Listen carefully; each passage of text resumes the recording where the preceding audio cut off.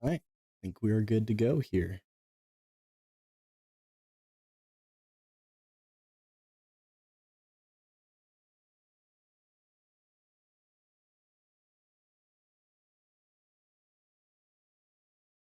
All right, we're going to give everyone a minute or two to hop in, and then we will start discussing.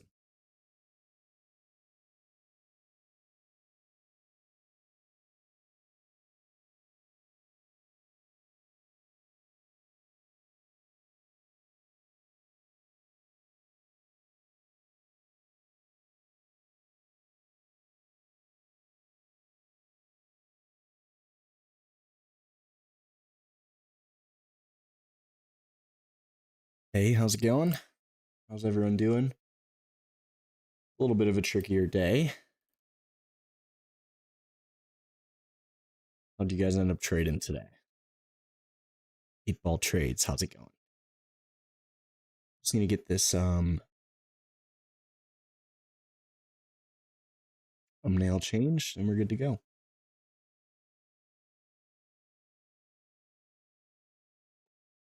All right. So for those that are new here, you can ask questions, chart requests, whatever it is in the chats.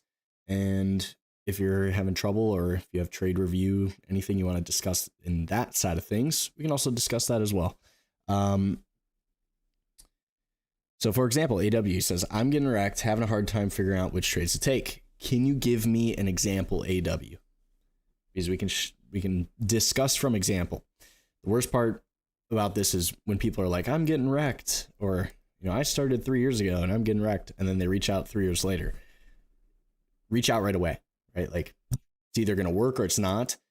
After a couple of weeks, if it's not working, like, it's not working, right? We got to go back to the drawing board. So it's okay to be wrong, but you don't want to stay wrong.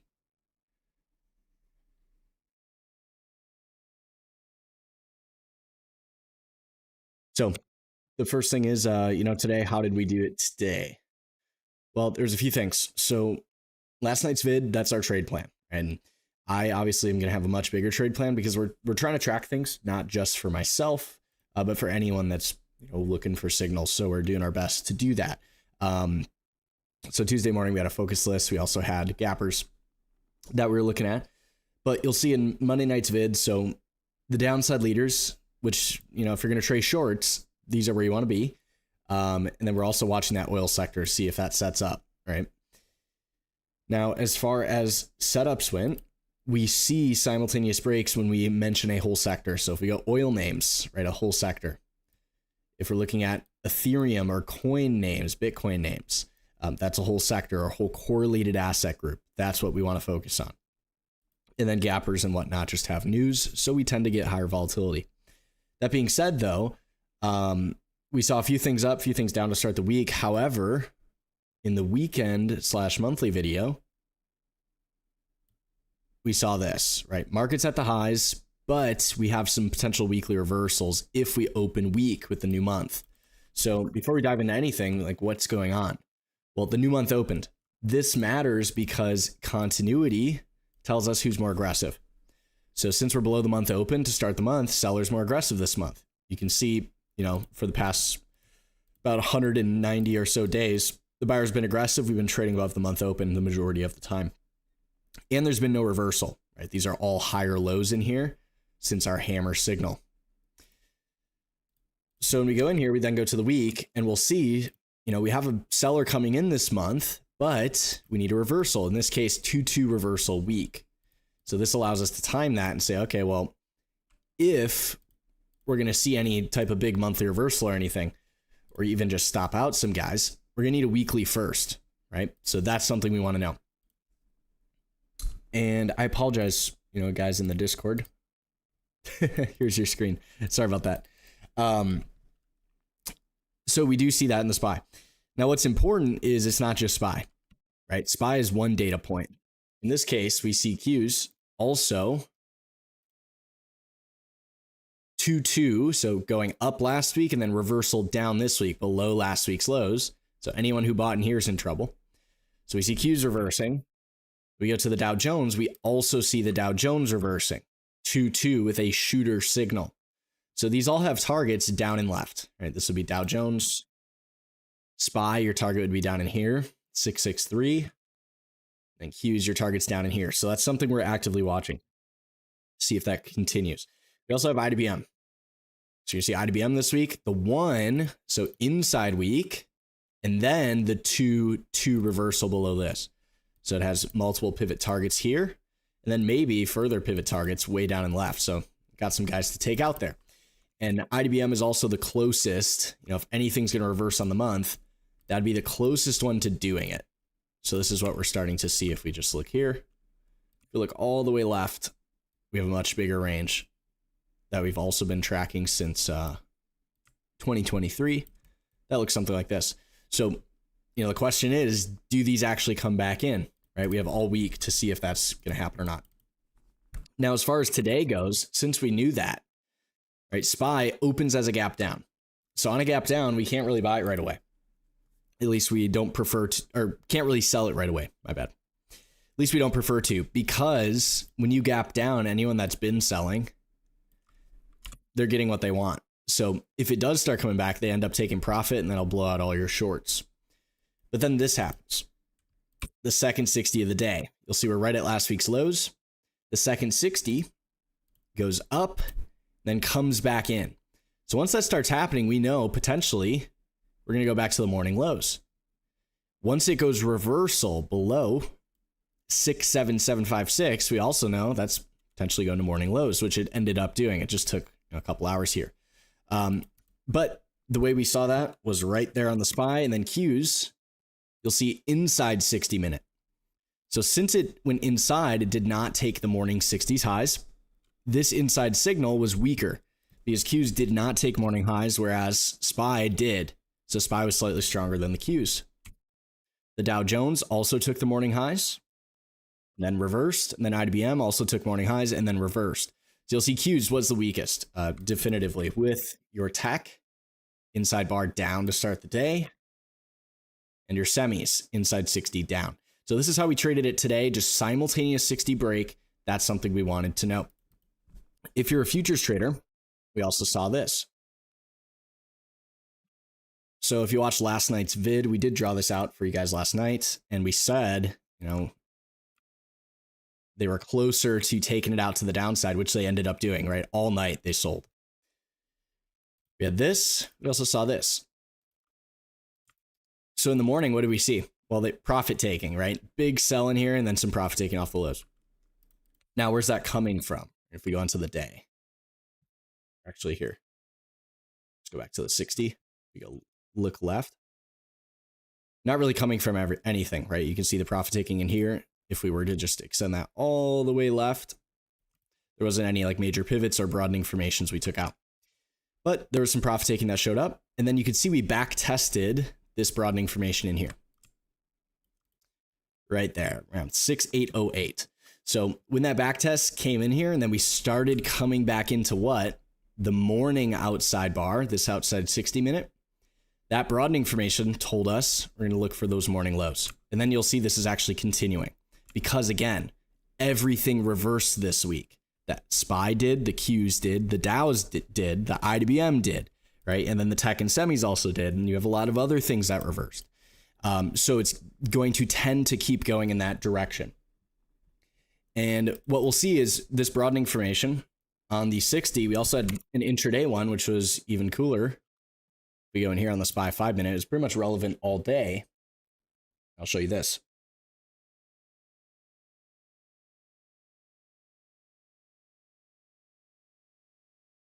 So it's from earlier today. But you can see we had this little 5 minute broadening formation. There's also one that called high of day. But we saw them get out of that and then back test it for a short. Try and get them going back down. And during the trading day, they actually gave us that entry multiple times, which was pretty neat. So you can see we had this. So the back test here, which did get the puke, just barely not making those lows, and then back test here, and then boom, back to the lows. I believe that was just a penny off low a day. Yeah, 3 cents. And then you can see back test here, near miss, back test here, and then back down they go. So in the overnight session, what's happening? Well, this broadening formation from up in here, as well as this broadening formation right up in here, these are getting expanded to the downside. So you can see how this 5-minute, right, they stay below it pretty much the whole trading day. Once we get below that, that's a good thing, because if you took shorts in here, like the 60-minute signal down, you could just hold, right? It never came back.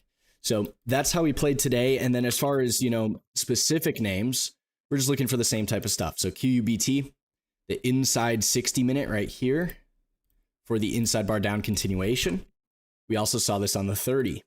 Inside 30-minute right here, 1440 for a continuation. And you'll see this was also a inside day to the downside, as well as a inside week to the downside, causing a monthly outside bar shooter to the downside expansion. So potentially below this 1388, those quantums, QBT has trouble. We saw similar type of action in QBTS, just slightly different. You'll see the inside 60-minute, 3 outside bar, and then expansion. Boom. Ion Q, inside 60-minute, puke. If we go to RGTI, there it is. Inside 60-minute, outside bar, and then expansion, puke. And you can see when you get that outside 60, that is a broadening formation. So once they get outside of that here, you can see down they go. They just got destroyed in here. So we had some nice quantum shorts, some nice stuff on the indexes today. And that was about the gist. Other ones, core weave in the gappers, inside 30 here, and down they went. And there was some really small stuff in here today, but like Exis today was moving.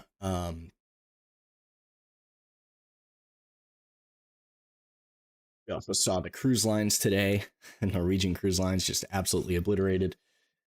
A lot of fun stuff. Now let's dive into the questions now that we've covered, some of what today had for us. So when you're looking at a daily time frame, how much expiration do you need? Well, what you have to know about a daily is it lasts one day, one trading day. So what does that mean? Well, let's go to American Airlines here. So this is what we call the 2 up. Is this bar higher lows to this low, that higher highs to this high? So 2 up, it's going just to the highs. And then 1 inside signal, 2 down reversal. And you can see long green bar, red, long red bar. This is what we look for. So when this goes inside signal, we have the next trading day to trade off of that. And it could be a 3, it could be a reversal breakout. It could do a lot of different things. But mainly, right, we're either going to go 2 or 3, but it only lasts one day. So when we have this inside bar and it breaks this 1334, you have one trading day to take out 1290. And then once 1290 is taken, we're not sure if it's going to keep going or not. Once the day is closed out, that signal's done. So it goes inside bar again, or actually, no, slight lower low. So it goes 2 down, but then it comes back. They take their profit, right? And then a new shooter signal sets up. And you'll see they break, they take out the low, which would be the target. And then it completely changes direction. And then they have a reversal today. But since we're looking at this one day, if you're trading this probably like a week out, right? You probably don't need to go much further than that. Now, if you're planning to swing trade it, then you want to think about your hold time and what you're trying to do. Like if you're trying to build an investment, and let's say you're trading American Airlines down here on this inside day, or in this inside day, or this inside day, whatever it may be, what you want to do is buy it and make sure you have enough time. So if you're trying to hold American Airlines because like it's setting up a yearly signal or something like that, you want to think about, the rest of the year and then all of next year. Because if you catch it here and then it breaks a hammer to the upside next year, you have all of next year to go after it. So you want to take that into account if you're going to buy a year out or 2 years out. But hopefully that makes sense. So you want to use the signals to create the positions, but then you want to think, how long are you trying to hold that? And then make sure it doesn't come back to where you bought it. If you buy American Airlines at 1140 and it goes all the way up into, $13, you don't want to just let it come all the way back and close for a loss, right? You got to make sure you're moving stops towards price.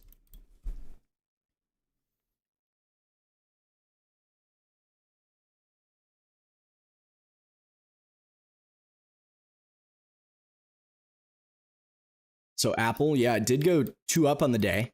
So this is what we need to think, right? We're trading broadening formations. So we see this, right? You can see they test the lows here, they test the highs here, and more highs. Gap up, reject the highs here, and then they test the lows down here. And then they break yesterday's highs, maybe trying to test the highs of this again.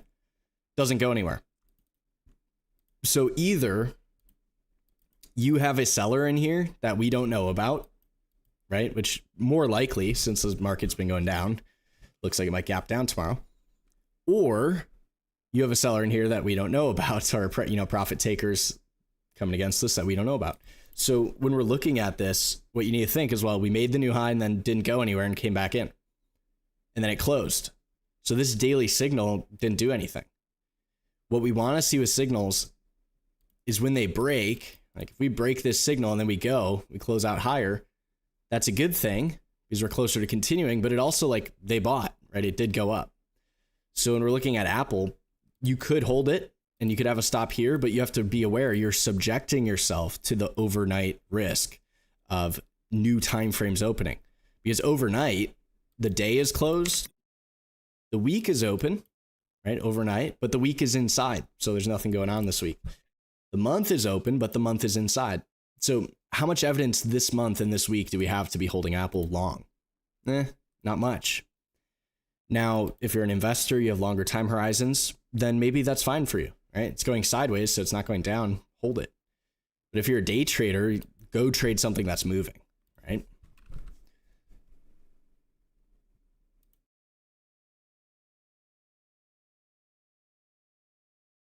If SPY hits magnitude, does that mean the market's crashing? What a market crash looks like is below the year open. So if you're going to see any type of crash, you're going to be below the year open. If you're not below it and someone's calling for a crash, they have no idea, right? Maybe they're right and they timed the top perfectly, but below the year open.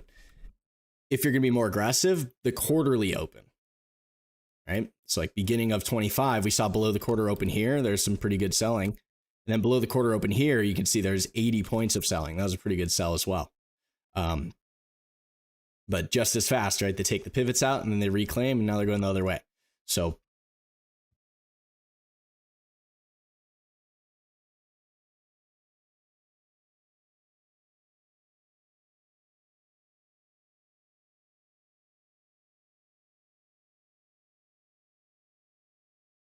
Alex, I have a question regarding strat entries. Why, when I enter, when it triggers price reverse, how can I avoid that? Because of broadening formations.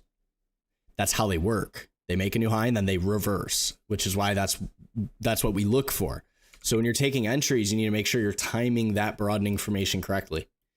Because, for example, if I buy this reversal on SPY weekly, where's the top of the broadening formation when that breaks? Here, right? So if I buy it here, top of the broadening formation, then it goes red on the week. Now it's rejecting, boom, completely the other way. So we don't want to time it here, right? Where do we want to time it? Down here, right?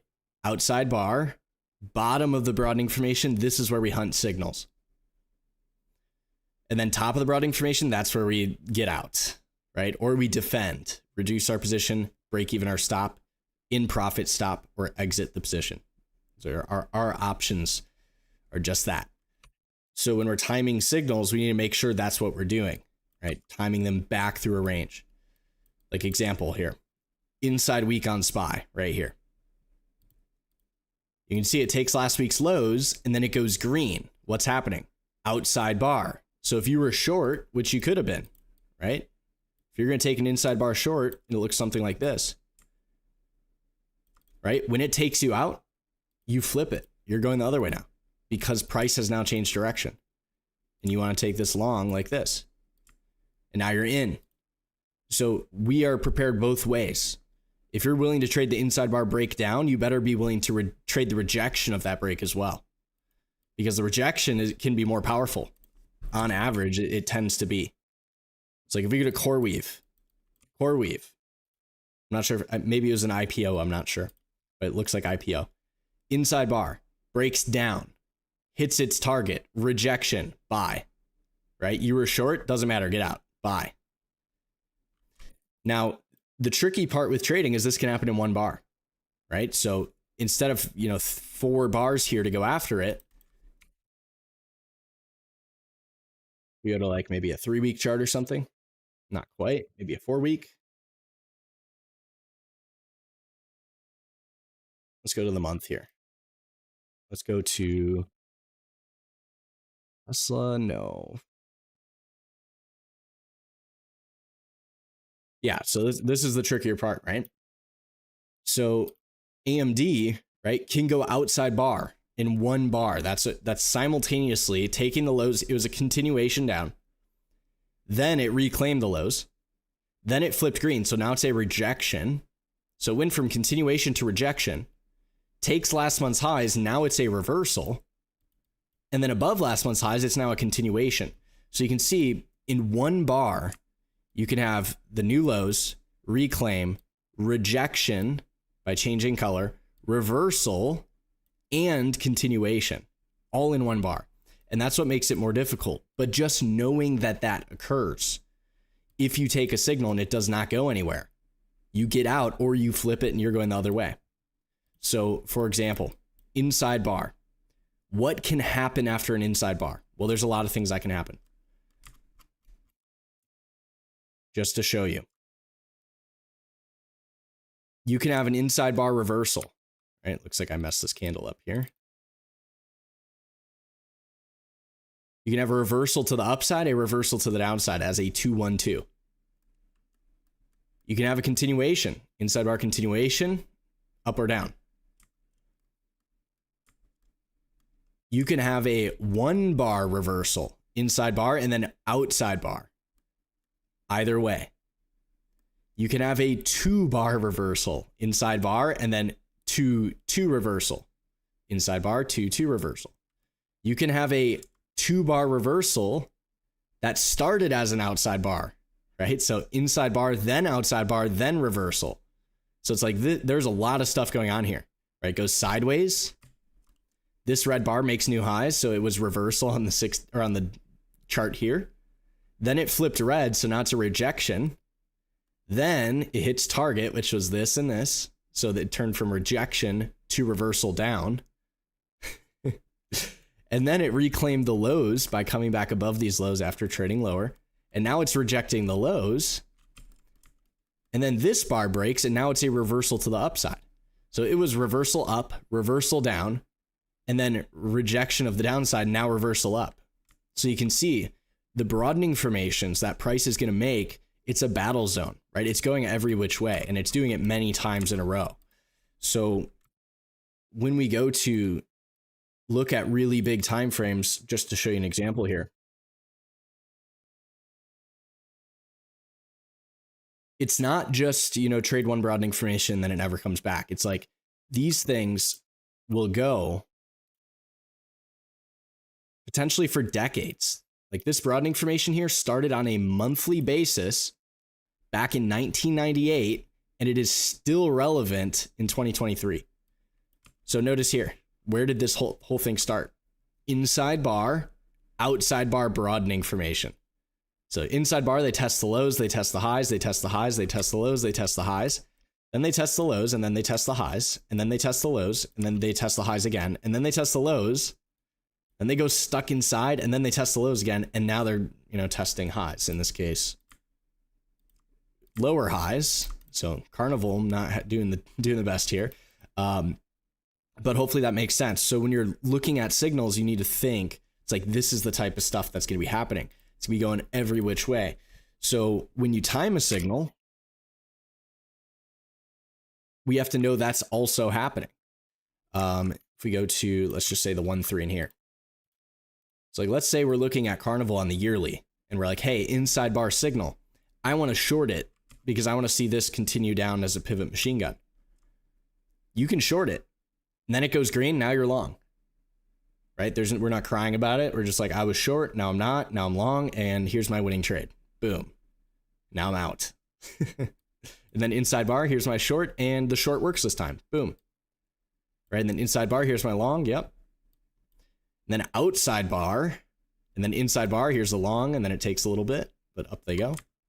Right, and you can see is you can just pick one of them, 2-2 reversal, inside bar reversal.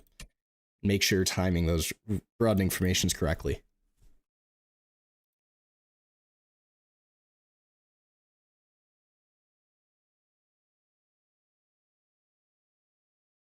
Let me know what you think, Eddie Get Fit, if you're still around.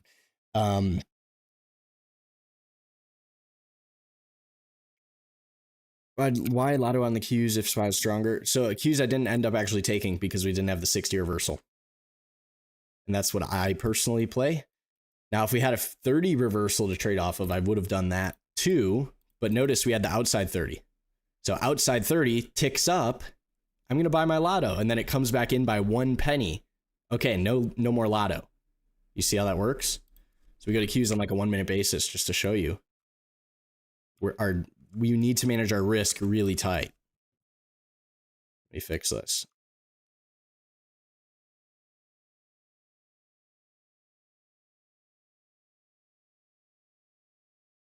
If you're Lotto guy and you're buying the Lotto here for the 3-2, when this goes reversal down here or reversal down here, you're out. Right? There's no reason to be long anymore because you need to be outside the previous range for it to expand. And that's the thing with broadening formations. 1 penny higher and it comes back in, that's a broadening formation. And that's what price does, right? You're going to see it in here, new lows, new highs, new lows. Then you'll see it restart in here, right? Couple pennies higher, reversal. If you were trying to buy a breakout or any signal in this stuff, right? If it was a 30 signal, 15 signal, whatever it was, boom, you're demolished, right? So we need to make sure we know that. And that's why we want tight stops. Because if you're this guy here, whatever, let's say there was a signal, right? And we're on a 1 minute, so just hold on with me. But if there was a signal, let's say this was a 60 signal, you buy it, takes you out, okay. If you're going to buy it again, you just wait for it to come back and re-break. Did it ever do that? No. So we're just not going to hold a loser. There's no reason to.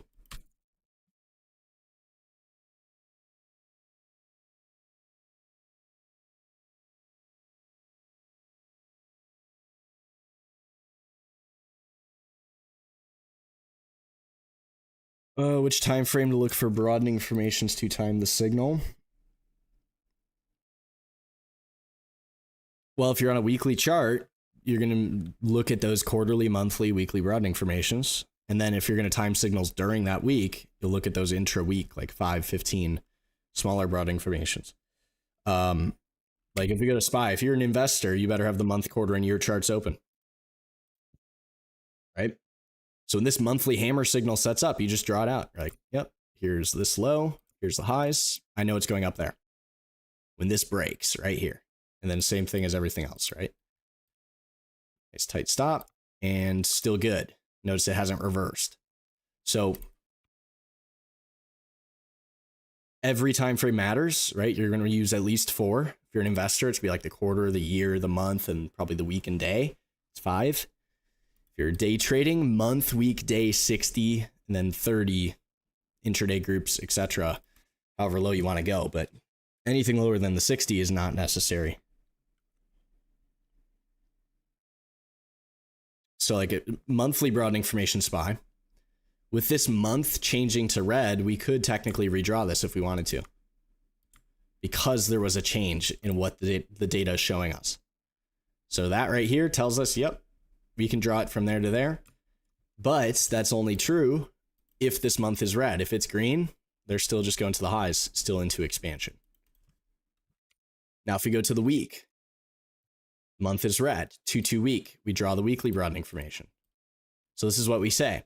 This weekly break works. Where's it going? Here, 653. So if we're right, it's going there, which is why we opened some puts today. And we have a lot of evidence, right? Like we pretty much know it's going down. Qs, Dow, IBM, SPY, they're all doing it. So they're going down. Now, if you're going to go even lower than that, right? You go SPY on like a 15 or a 30 or 60. And that's where you can find this. And you'll see that here as well. Right? So we had this one that we opened outside of, tried to come back in, and then new signal brought it back in, and then new signals brought it back in. So did not work to try and reclaim it. We could have bought it in here. We did mention these signals at the open, and you did get a nice move on that. And we mentioned the signals back down. And this is what most people seem to miss. It's like, if we're gap down buy, right? SPY, reversal, boom, we're in. Reversal here, flip it short, right? Or get out. One of those two. Because it reversed. So we're both ways this morning.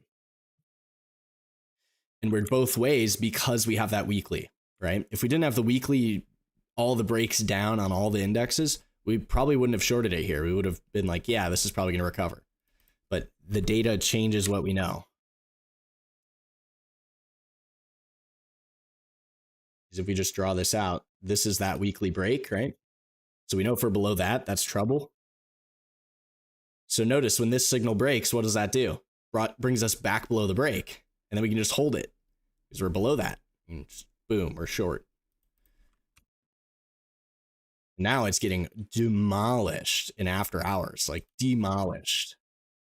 And you can see, right, shooter, 2-2 reversal. And that is definitely something we know about right here. 2-2 reversal, you know it's going down there. Right there. Beautiful stuff.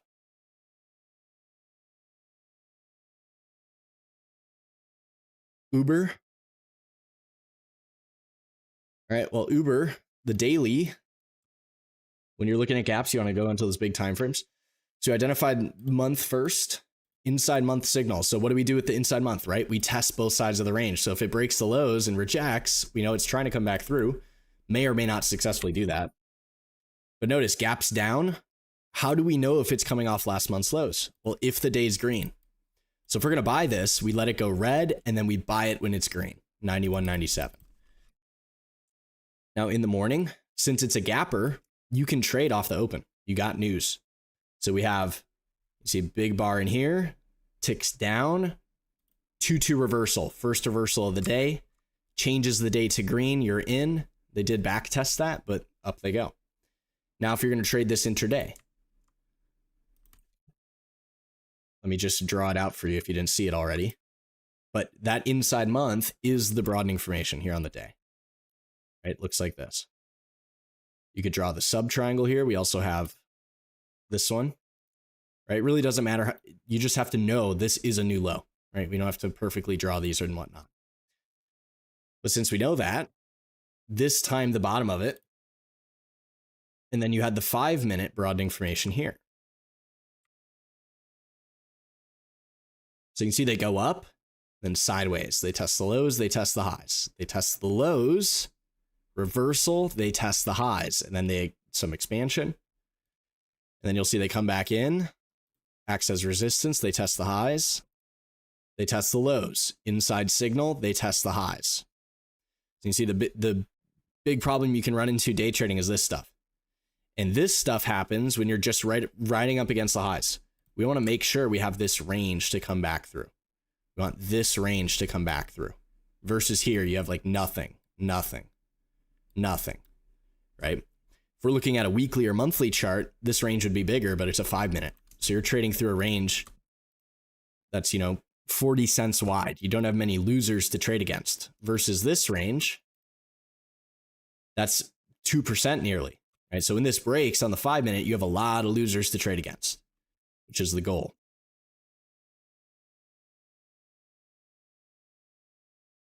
Regarding stop loss, so your stops are going to go against reversals. They're going to go against levels, and they can also go break even.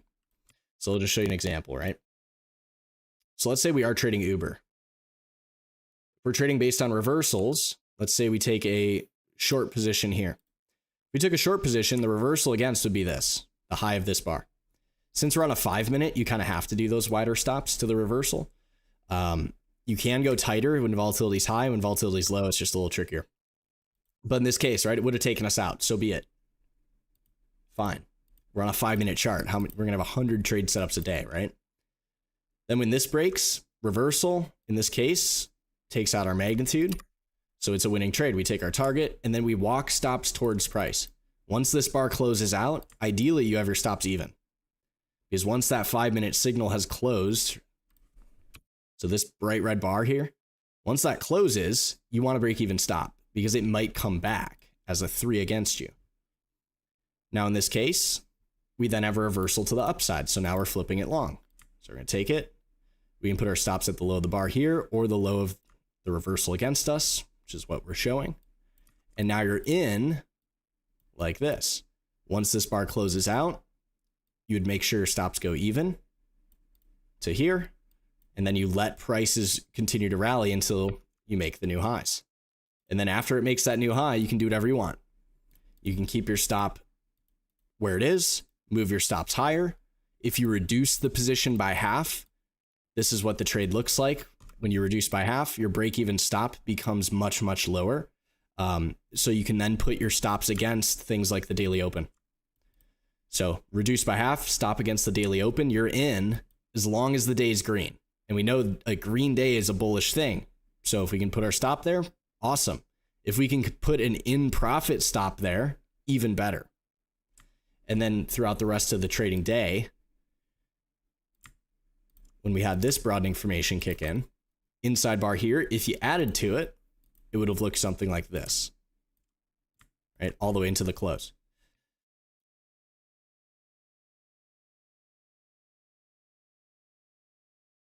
Trade based on the weekly and monthly, same thing. The thing with swing trading is you're subjecting yourself to overnight, what we would consider exhaustion risk, or continuity risk, where the day is closed, the 60-minute is closed. So overnight, you only have the week, the month, quarter, year. Now that's a good thing though, because earnings and all that stuff happens when those higher time frames are buying or selling. However, when earnings or news comes out, that does move the stock, right? So you have to know, first thing, overnight risk, you're going to be risking more. The second thing is things change. So if we're going to adhere to tighter stops and we're a swing trader, what we want to think is this: how can I create winning positions that I can hold for those bigger signals? So if you're trading, let's say SPY, if you want to trade this 2-2 week down, before we break that week, is there any trades we can take, right? From the weekly open to here? That'd be the question. And that's how we'd want to think to get in it. So for example, this is the week open on Monday. What did they do Monday morning? They gap up in here. So they gap up and then they sell. That's what we do on a gap up. So if you're sneaky, you can get in there right at the open when it's red, or you can play off of the reclaim levels again, because it broke and it's rejecting. So you can play it right when it starts coming back in here. And maybe your stop looks something like this, right? Either off the reclaim of this or the previous bar. Let's just say we're reclaiming this stuff. Stop like this. You can also trade the 2, 15, 30, 60, whatever it is. But if we can get this position, if we reduce it, let's say we have 10 shares short or something. If we reduce it, now we only have 5 shares. We do it here, or even if we do it, slightly higher, we can have a break-even stop, because if we reduce by half, it goes like this. So now I can have a in-profit stop at the weekly open. Now I can be short this week, right? And if I can be short this week below the weekly open, as long as the week stays red, which is what, winning short position would look like this week, then down they're going to go. And you can do this however you want, right? If you don't have to do this on this intraday basis, but that's how we want to think. So if we go and you're a swing trader on a daily basis, right? They gap up, then they come and reclaim it. You're in, right? Easy as that. And then you just hold the rest of the week. You're pretty much right around that weekly open. And if you're just a weekly guy, what we want is high evidence, because if you're going to take this and you're going to have this gigantic stop, first thing is you have to size down. Second thing is we want high evidence, because we want to be pretty certain that's going to happen if we're going to risk that much. So SPY and Qs and Dow and IBM all broke at the same time right at the open. So if we're going to short it, perfect. Now in this case, since they gapped down, let it go up first, right? people want to time, entries into these shorter term swings without intraday charts. And it's going to be trickier because if we get IDBM on a gap down, we prefer not to short it right away. We'd rather goes up in here and then reverses. Let's just time it like this. Right? You want these green bars to trade against, because then if you're right, you have losers.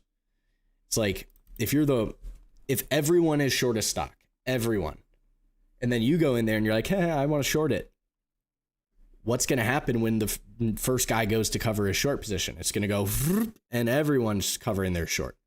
And that's where you see like crazy moves. If we look at these quantums, these are definitely some names that people were shorting. It's like it goes all the way up and then there's shorts entering the market. And then all of a sudden they just completely blown out.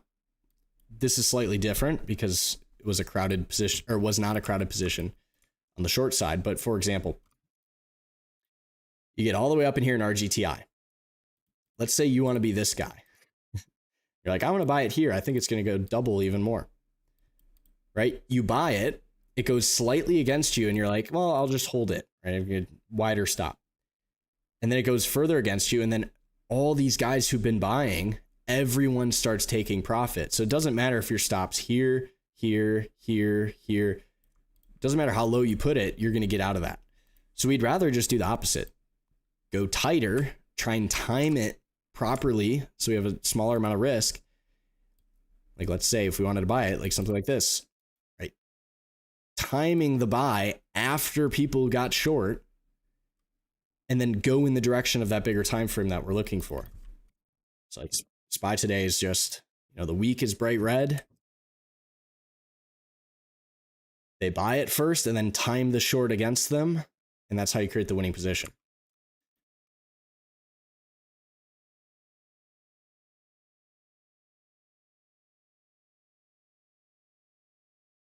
Time is incredibly important because when things occur matters. People will say, like, for example, they'll say like, I want to buy, let's say this right here. And let me change these colors just to get you a little bit better view. They'll say, I want to buy once price sweeps my 6757 level here. And then they say that and you're like, okay, well, what if that happens end of day on a Friday? You still going to do that? Right? What if it happens beginning of the new quarter? You still going to do that? Right? That stuff matters because SPY reversing on the week, if it did that, let's say it did that last week instead, the month would still be green when SPY reverses that week. So we'd have less evidence. Since SPY reversed this week, the month is red. So simultaneously SPY, Qs, Dow Jones, IDBM, they all flip to full time frame continuity down with a weekly reversal. That matters versus not having, continuity in your favor. So continuity is all about timing. Like when you take a signal, is it, when is it occurring? If you take a daily signal the first day of the week, you're going to try and trigger weekly signals. If you take a daily signal on a Thursday, you're going to try and set up weekly signals or keep going in the direction of weekly signals that are already moving. So like if we go to Etsy today, this is one of the shorts that we discussed on the weekend vid. You'll see Monday they sold it. Why does that matter? Because it's triggering the month, the first day of the month. So if it's going to be a really bright red month, they tend to break right away and then keep going the whole entire time. So that's something we want to know. And then they come back Tuesday and they sell more. So we got an aggressive seller in here after those earnings and they're still coming in. So if we know that and the month is bright red and we have all these signals and whatnot, then those 60 signals to the downside have more power behind them. Because when that happens, if we get let's say, in the morning on Monday, right? When this 60 reversal happens, we know if that happens, the monthly chart is going to be a reversal down.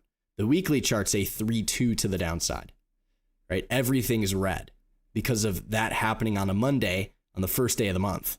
So this matters more in the sense of we have more evidence to the downside. So timing definitely matters.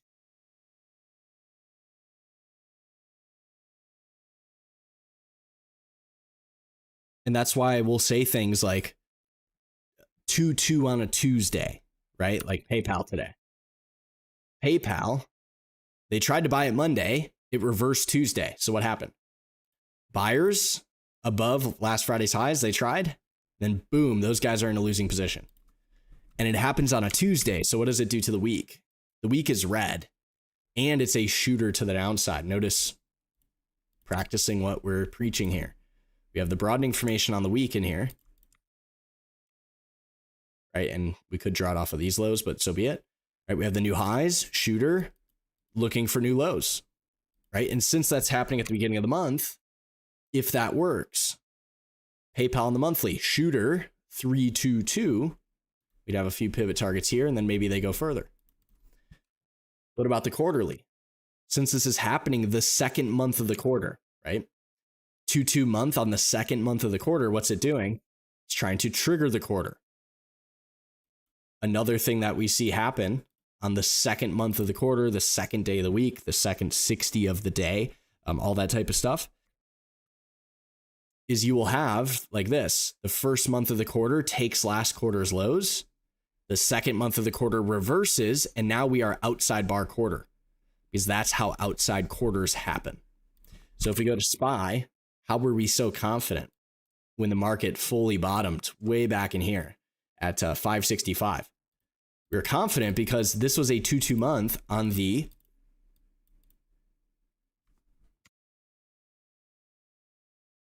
second month of the quarter. Sorry, I was just double checking here. But you'll see April, this is beginning of the new quarter. So they sell to start the quarter. Then they buy it back. Second month of the quarter, reversal. What's that going to do to the quarter? It's going to try and cause an outside bar above last quarter's lows, which is 546.87.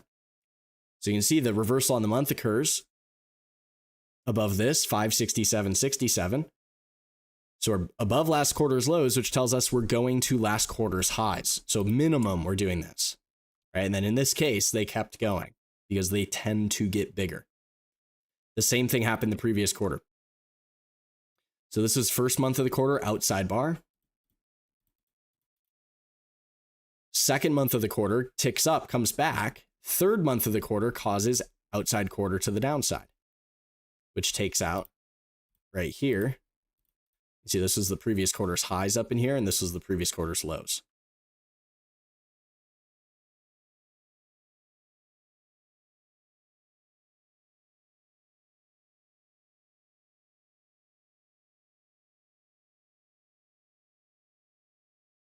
I get thrown off when a candle does not make a wick. Oh, sorry. I did see your question, Eric. I'll get to it in a second. But I get thrown off when a candle does not make a wick and breaks highs or lows. I never know if I should trust it or wait for the retest, but sometimes when it breaks, it goes really hard. Yeah, well, that's signals. Signals will break and either go really hard or pretty much not at all, or, very slightly. And the reason that happens is because you have buyers and sellers. It's just how aggressive are they? So when you have, like, for example, PayPal, right? They rip them up here, 2-2 reversal day, boom. They gap them up here, 2-2 reversal day, boom, killed, right? Are they breaking and going pretty much instantly? Yeah, right here, 2-2, gone. It's because there's an aggressive seller. And that's what we're seeking, right? We're looking for very aggressive buys and sells. Like if you go to IBM, right here, 2 gone, boom, gone, right? Just never even thought twice.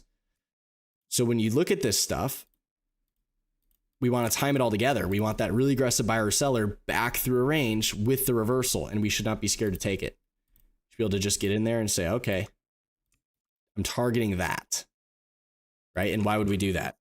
Well, let's see. If you go to like a 2-week chart, right? You'll see it goes down as a shooter, then it changes to green, boom, now it's going the other way.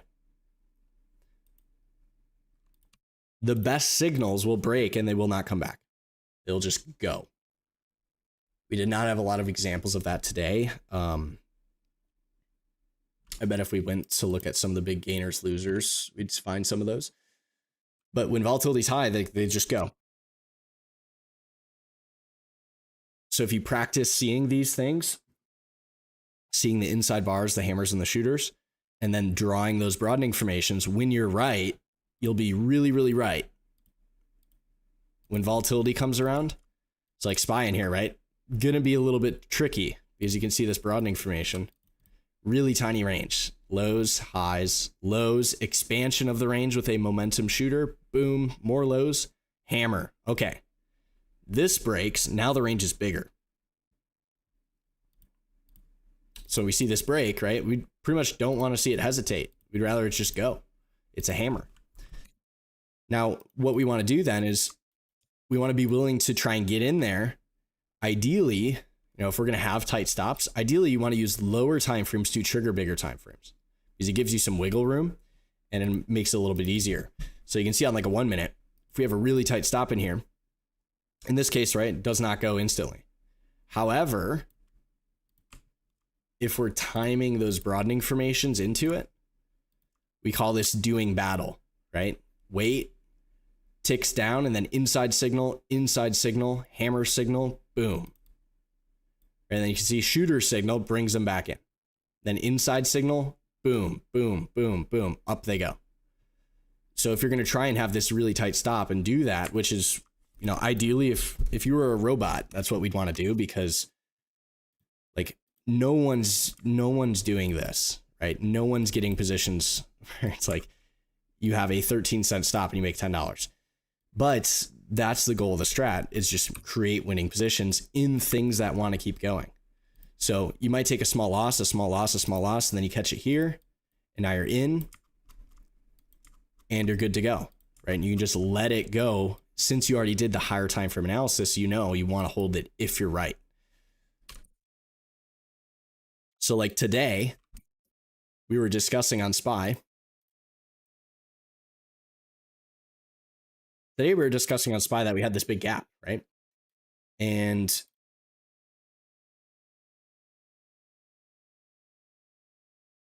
so we had yesterday's lows and highs marked out.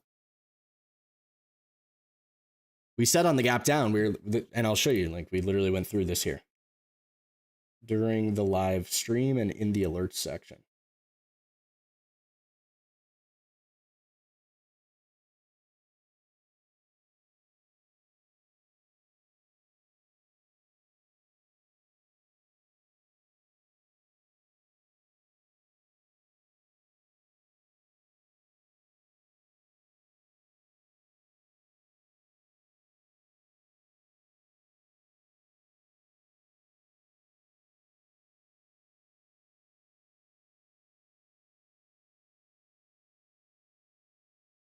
So we saw this. SPY, Qs, Dow, IWM all had 60 setups, which were the 2-2 reversals. And we had some relative strength that we saw in the financials right off the rip in the morning. But what we saw, we'll see, I didn't get to go through this, so forgive me here. Yeah, so what we saw is this. Index gappers closer, to the 15ers changing, and then 30-60 guys, just be patient, right? Because you're just waiting. So to start the day, right, 15ers back up. We had some triangles. And we saw those 15ers cause some 30 reversals. So during the first 60 of the day, right, we did see buying. So all those 15 signals set up the index signals. There were some other ones we had. There wasn't too much of interest, but we had some short setups we were looking at as well. If we keep going through here, we saw 15ers countering those 60 signals on indexes, which did break. IWM and Dow specifically broke initially. So when those index 15ers countered on the stream, we were talking about this little 5-minute triangle. But this 15-minute reversal here, that times the high after filling the gap. This is, right at yesterday's lows. And then it created the new broadening formation. So this is what we started tracking. And then we said, right, we're going to be closer to the 2-2 reversal 60s on all indexes to take out the morning lows, given the magnitude, and confirm weekly simultaneous breakdown.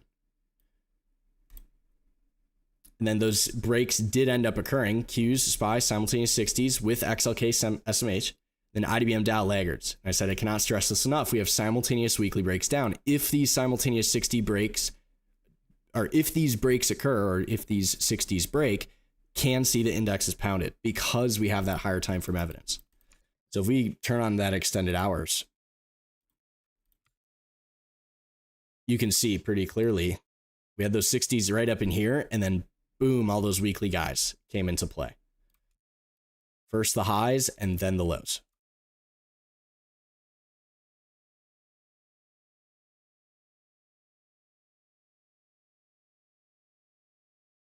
So how would you approach trading options on a small account? Don't. If you have a small account, it tells me two things. The first is you don't have, a lot of money to trade with, which tells me you probably haven't, spent time trading. You also, I'm not sure on your job situation, but options are leverage, and you really only want to use leverage when you can actually like profit off of it. You don't see successful businesses, for example, just taking out gigantic loans, right? Which is leverage. Because when you're starting a business, if you just take out a ton of loans, it's a lot of risk, especially if it's something you've never done. So we need to think, or I think you should think about options in the same way. Not that you can't touch them, but when you're learning, if you don't even know how to know what's going on, options are never going to help. It's just going to make it harder because options are, a lot more volatile and they go to zero. So what I would suggest is sticking with shares and trading the gappers, because you can have, a tenth of a share of a stock now these days. I know Robinhood does it. Webull, I'm not 100% sure on fractional shares. I think they do. And then I don't think Thinkorswim does, but I know is it TD? Shoot. There's another one. It's that one from Canada. Forgive me for not remembering. We're literally using it. I have an account with them. It's so funny. But you can trade fractional shares. And if you do that, you can look over time and say like, okay, is this account going up or down? Right? And if you start compounding the wins and proving like I can create a winning trade and I can hold it if I'm right, get out of it if I'm wrong, then once you've done that, hopefully you can just fund it with more money, because it's going to be really difficult to trade at $300 and try and trade with any size, because 2 wrong trades and you're out, right? Versus if you have $5,000, it's going to be a little bit easier simply because you have more wiggle room and you practiced creating small winning positions. So it's like SPY. You could short, or you could buy one put contract when it comes back below those morning highs and just have one contract, right? $5,000 account. Maybe it's like a $300 contract, not much. And if you're right, maybe it's $1,000 contract. You can make a lot more while still trying to keep that risk smaller and not blowing up while you're trying to learn. That's what most people do. Interactive brokers, thank you.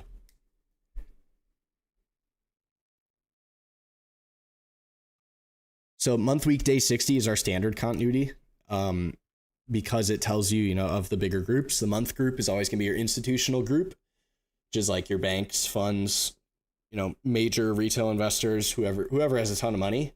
And then the weekly group is whoever's trading this week.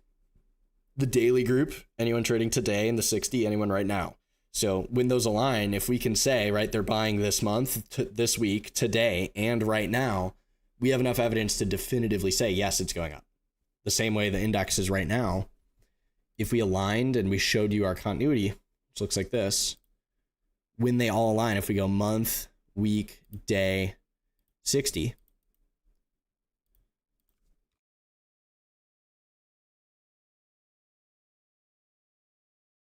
you will see, go to the US 500 since it's moving, showing the overnight stuff. But you'll see, when that aligns, that's when we have full evidence. Yep, it's going lower, right? And you'll see what it does. You're going to get the full evidence, and then you're going to make new lows. Then there's profit taking. Then new lows, profit taking. New lows, profit taking. New lows, expansion. Boom. So you can see you're doing battle is what you're doing. Because when this broadening formation starts in here, it's like they bought it, they sold it, they bought it, they sold it. Like you're doing battle. If you wanted to be short here, you should also want to be short here based on whatever you're basing it on. You can be wrong, but take the small stop, then go in there. And if you're on the futures, you could even use like a 2-hour or 4-hour chart since they have the overnight session. So you can see in here, this was all profit takings and triangle layout, trapping of those long guys. Then the seller comes back and finally all these longs are getting just blasted out.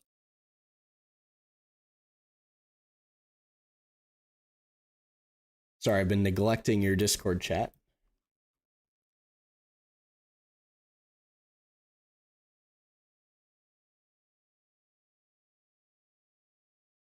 What's considered a small account? I don't know. I'd say anything under like probably the PDT rule, right?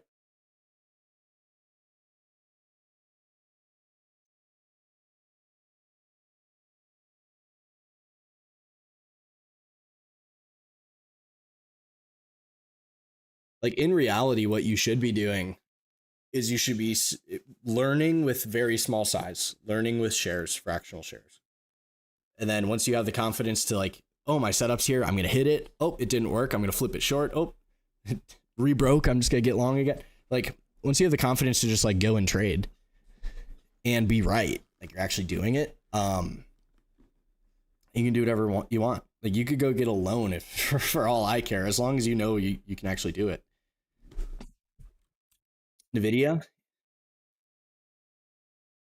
So NVIDIA in here, we'll see this. Inside a week in red. All right, so change continuity, but also the month did change. We had this monthly broadening formation that expanded last month, and then now they're taking their profit. And you'll see, how do you know they're going to do that? The 2-2 reversal. Boom, boom, boom. 2-2 reversal, down they go. Now the question is, do they stay down? Here's your new price discovery. You see the previous price discovery looked like this. Right here, inside bar, boom, gone.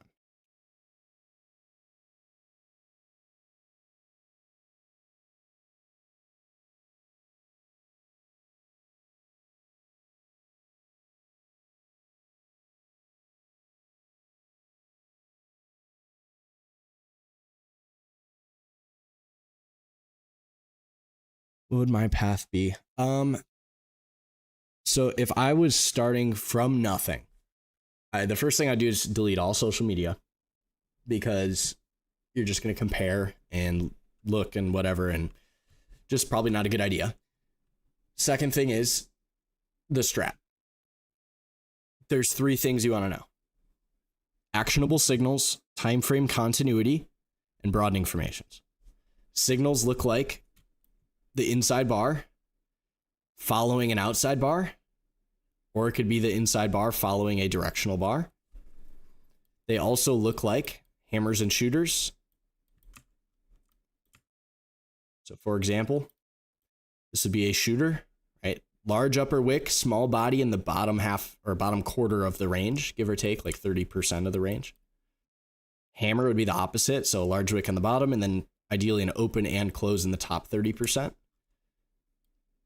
So hammer, shooters, inside bars. Then I would pick one.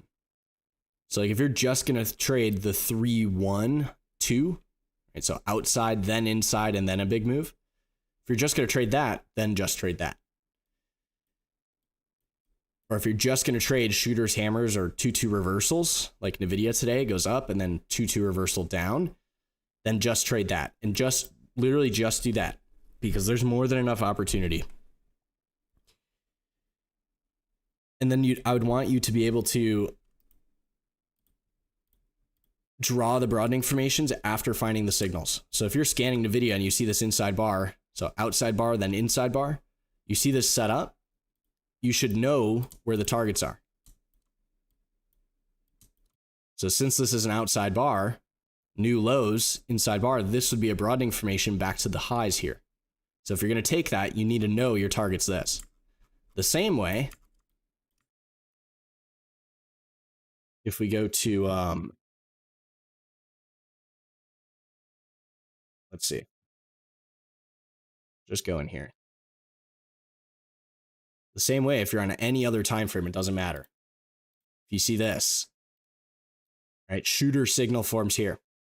When that breaks, you need to know your magnitudes to take this out. When this hammer signal breaks, you need to know your broadening formations to go here. So timing the broadening formation and the signal. Once you can time that broadening formation and find the signal, then it's a matter of what universe or what set stocks are you going to trade. And the easiest one to just pick up and start learning is the Dow Jones, because it's only 30 names and they're all pretty liquid and they all are relatively lower IV. So less shenanigans, less crazy stuff for the most part. So like, for example, today in the Dow Jones, we saw a few things. One of them was Home Depot. Notice the hammer signal. So we identify the signal, then right to left, you see the broadening formation. If this works, we know it's trying to go up there.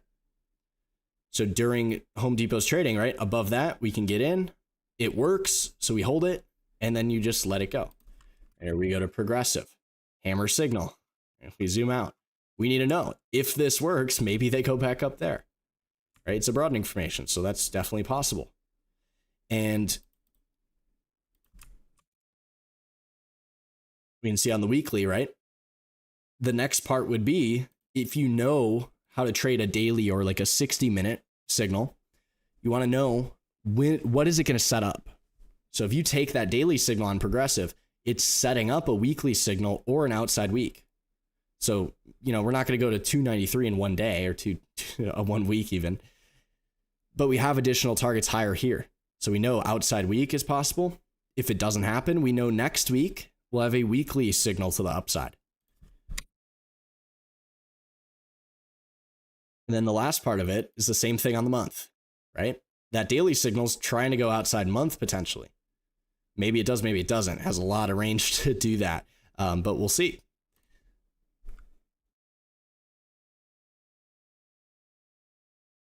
So starting with the signals and understanding the broadening formation, where to get it, and then choosing your universe. That's kind of like the 3 steps that there are.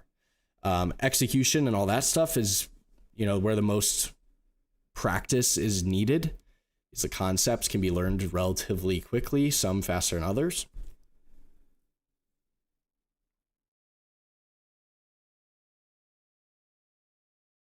If you have a signal with wide spreads, do you pass on it? Well, it depends. Is it a really good setup or not? Wide spreads normally mean lower volume. Lower volume normally means things are not priced in. Like everyone's like, I want to trade the option that has 60,000 OI. It's like, well, I mean, you could be 60,001 there. Everyone hopping on the train.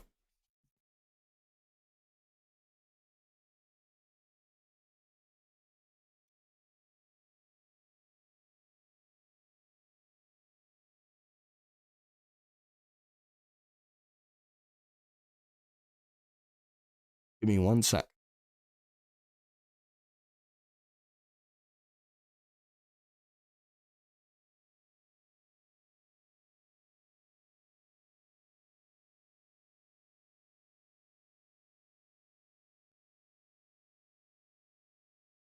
So like when you're looking at an options chain, you see a chain that has like 1 million volume. It's like everyone wants to get in on that trade because they think, you know, this guy knows more than I do. He has $1 billion in this trade, which is true, right?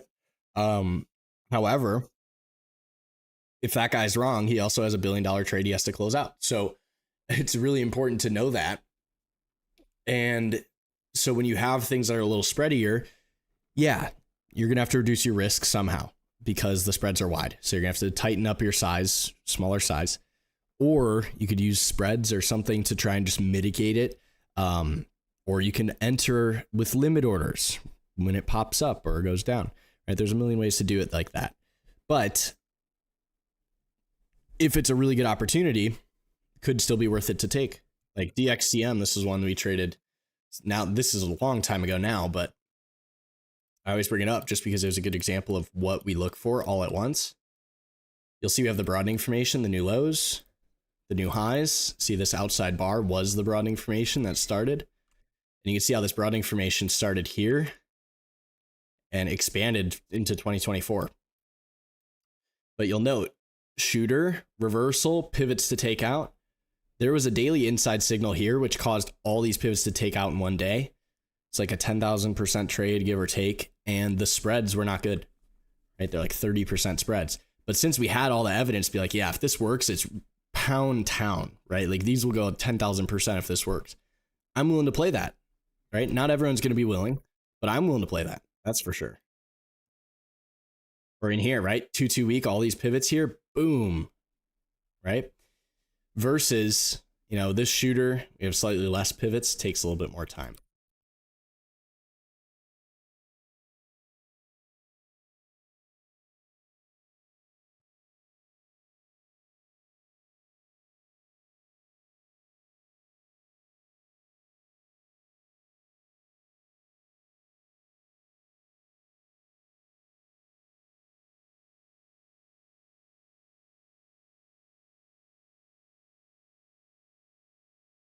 Getting better at execution, focus. If you're jumping around everywhere and you're not looking at the same tickers every single day, like in the same places, meaning like you have a universe and you're like, I'm going to trade, let's say this quarter, I'm going to trade only things that have this quarterly signal or a quarterly signal up or down. It's like, that's a universe. Now you whittle it down. I want to trade things with quarterly signals that are less than $100 and move over 3% on average a day. Now you have 20 names. So those same 20 names, pull them up on your screen every morning and only look at those.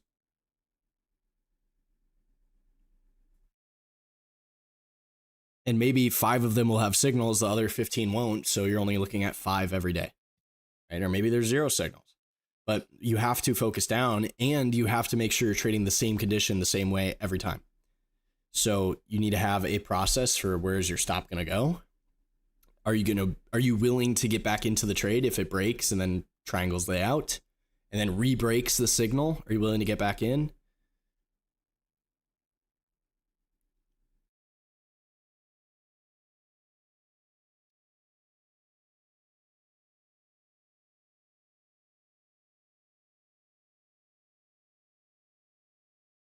And then you also need to have a plan.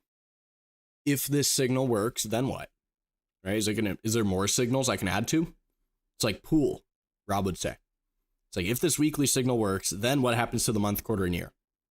It's like, this weekly works, it triggers the month. Okay, I'm going to add if that monthly triggers. If this quarterly breaks, it's going to set up a yearly inside bar. Okay, well, I'm going to look for that yearly inside bar next year to add or to get out of the trade, right? So it's always if this, then that.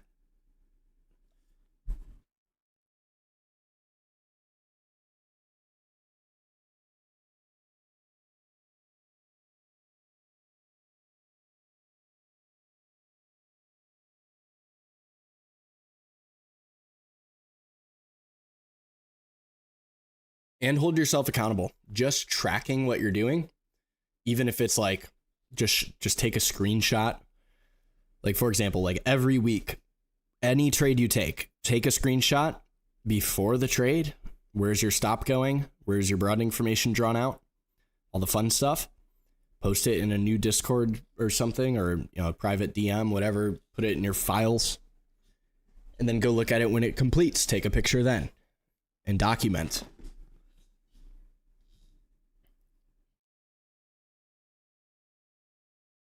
Because I promise you, if you start drawing the broadening formations out, leaving them on your charts and watching them play out, you're going to start seeing it.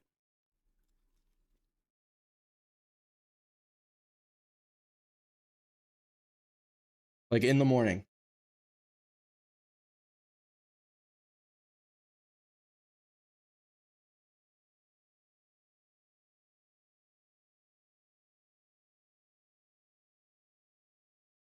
This was posted a little bit after the open. This is our futures broadening formations this morning. If I draw these out, And then I just come back at the end of the day and I look, right? And I look at the same exact chart. What does it look like now?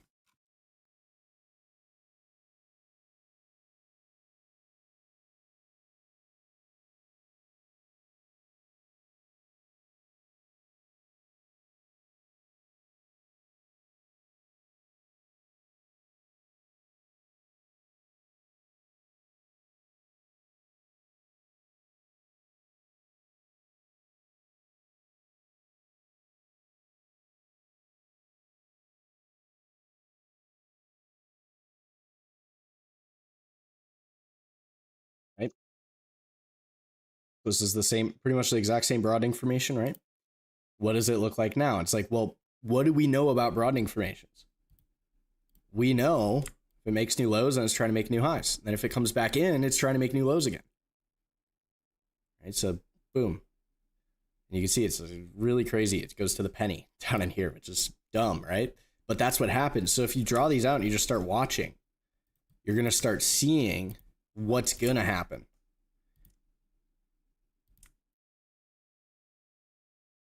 Like you can see in here, new high, new low, new high.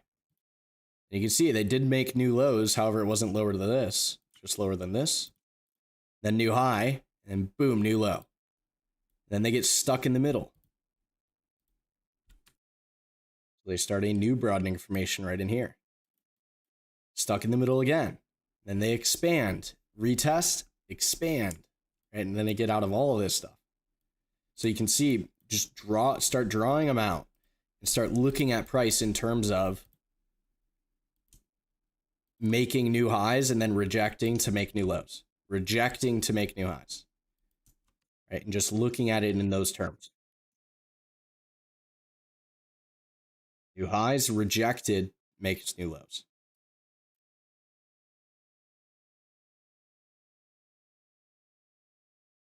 If you're adding, are you adding more to the same contract? I guess it depends what you're doing.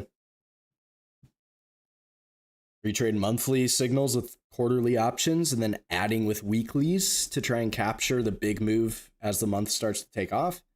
Are you trading monthly signals with quarterly options or leaps to try and hold it for the next 5 years, like, or 2 years or whatever it is? That matters. So it's trading is not one size fits all. It's like, what are you trying to do?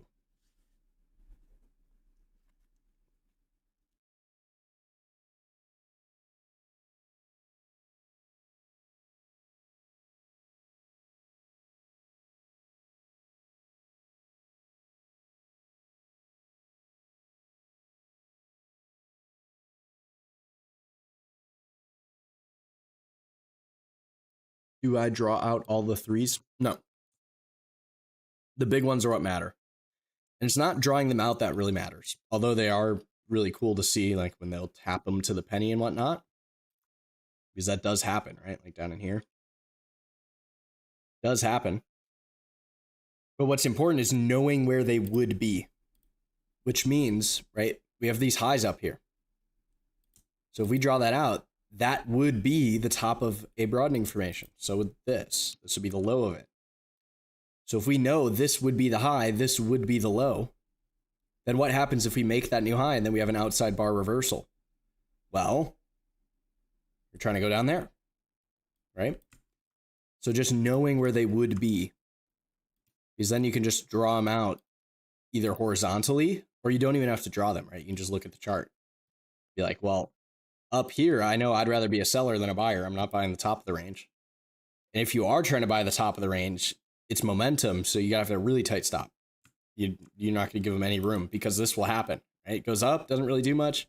It's like, oh, Alex, I took the hammer signal and it hasn't really done much for the last, hour and a half. It's like, well, And then reversal, boom, everyone's out. Right? And then it makes the new low. You'll see right here to the penny. So just knowing that happens. You can draw out the broadening formations or you can just draw out those levels of reclaim as we call them. Right? And you can see like over here, Friday. This low, this high. See how we're inside of that? Then ticks up, reclaim, boom, other side. We just need to know these levels are where that is going to be more likely to occur. right? And then you see this gets completely stuck inside right here, right here. Then you'll see the new broadening formation starts because of that. So the broadening formation will restart its series when you're in a previous range, which is why that's what we're looking for. Same thing as an inside bar. You'll see this is a outside bar, inside bar, outside bar, inside bar, directional, right? So this is directional bar. And you can see this would be inside. And they expand higher, so they go directionally to the upside. And then it goes outside to the downside. So you see it says constantly contract, expand, contract, expand, contract, expand. It's all that's going on. And there's a million ways you could see it, but hopefully you can see it. Month, week, day, 60 timeframes. That's what we use.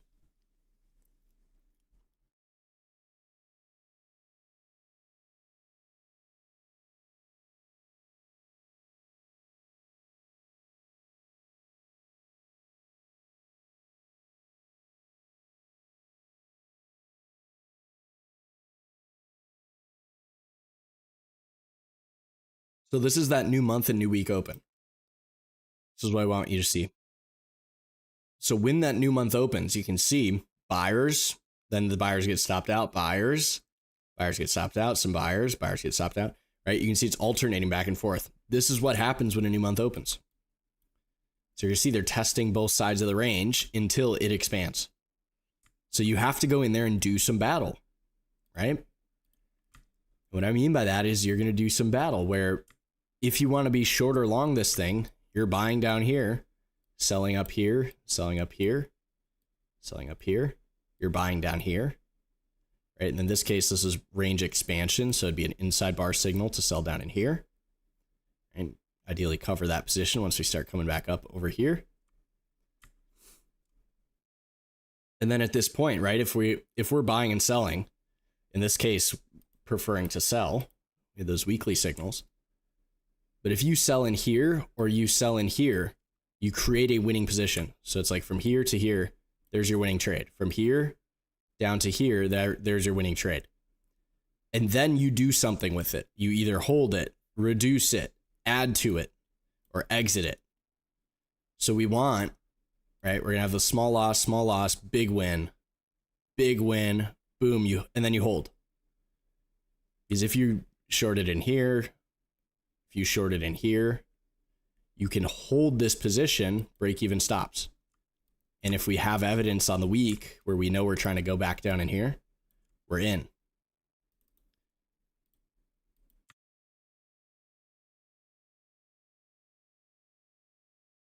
Do you move your stops down? And let me one sec. Let me show you. All right, so you can see inside day SPY. That's how you play it right here. Outside, outside, down, inside, continuation, boom, down they go.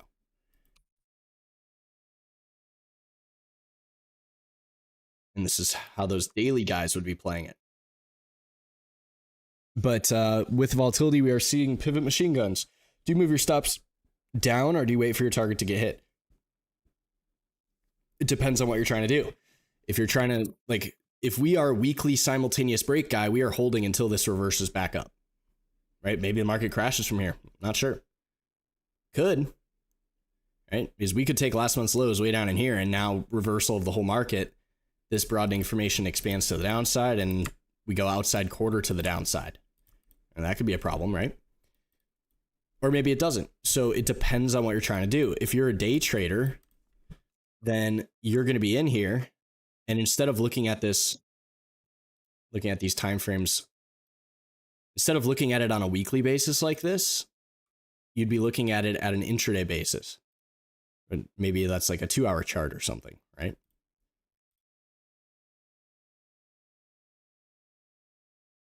Like if we go in here, not sure if it's going to show.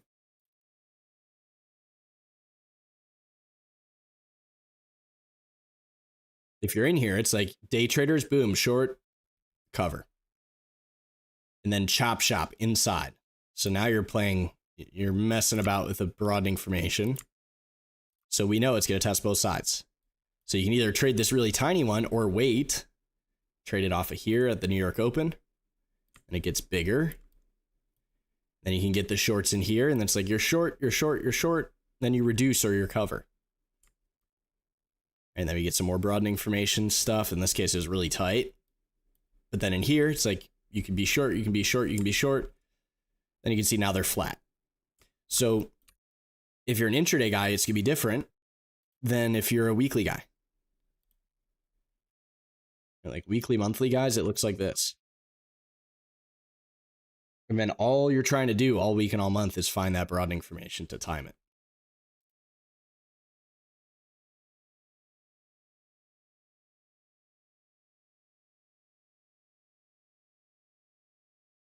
Like, for example, right? Energies.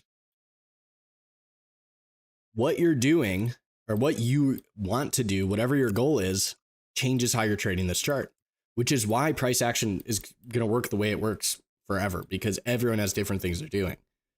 But this inside year breaks up. So you better be a buyer at the very least, right? Through all this stuff. You can see at this point, they're kind of just sitting right around like 87, 81. It's like if you buy it in here, if you're an investor, you're in, and then maybe you're still holding, right? Now, if you're not an investor, maybe you're in all year and then you get out the next year. It opens up, there's no signal, so you're done. Right? If you're week to week, then you're going to have some weeks during that year you're not buying or you're getting out. Then some weeks you're buying, right? It's like we'd be buying this week, and then we're taking profit this week. We're buying this week, we're buying this week, buying this week, taking profit, and then maybe we get some ads in here. And then we're buying this week, we're buying this week, taking profit, buying this week, right? So you can see week to week it changes, year to year, just depends on what you're doing. Because like when this signal happens on XLE, right? If you're a yearly investor guy, may not matter to you as much. You may just hold through it. If you're like a positions trader and you see this, your top position XLE, it's the biggest, greenest one all year, and we have this kick into the downside and it starts ripping through here, it's like, I'm going to reduce some because we got a lot to go. And then it firms up here. It's like yearly guys, and you can see what they're doing. And what I mean by that is this. If we change this to the year, let's say we do the year and the week. The yearly buyers, when energies had their big rally, you can see exactly where they're buying, right? Because if the week's green, they're buying this week and this year. So they've started buying in here. And there was profit taking. They started buying more. Profit taking. Then they started buying more. Profit taking. Then they bought more. Then sideways. And they bought more, and then boom, takes them out. Profit taking. Then boom, now they're buying again. Then sideways. Then they're buying again. And buying. And then profit taking wipes out a ton of guys, and then they come back.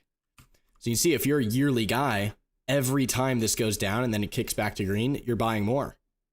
So it's like buy some, buy more, buy more, buy some more, buy some more. Might stop out a few of your positions and then go buy more. Inside, go buy more. Kicks into the downside, you're probably going to start reducing on that once it starts really kicking in, right? Down in here. But then down here, then you go and buy more again. And you buy more. Goes inside, goes down. It might stop you out, force you to cover or reduce some. Then you buy more in here, and now it's going. Buy more here. Boom, new highs. It's your target. Then you can see profit taking. And then the new year opens. Now the yearly guys are offloading some of that position. You can see they're selling, and then they buy it back. They sell, they buy it back. So they're going back and forth a bit. And now you can see with no signals how it's a mess. No yearly signals, no yearly trend means here's your new broadening formation, right? You can see they're just getting wrecked back and forth.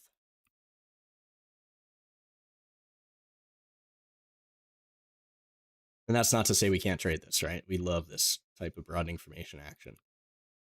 It is everywhere in here. Think, think, think, stuck in the middle. Think, think, think, think, think.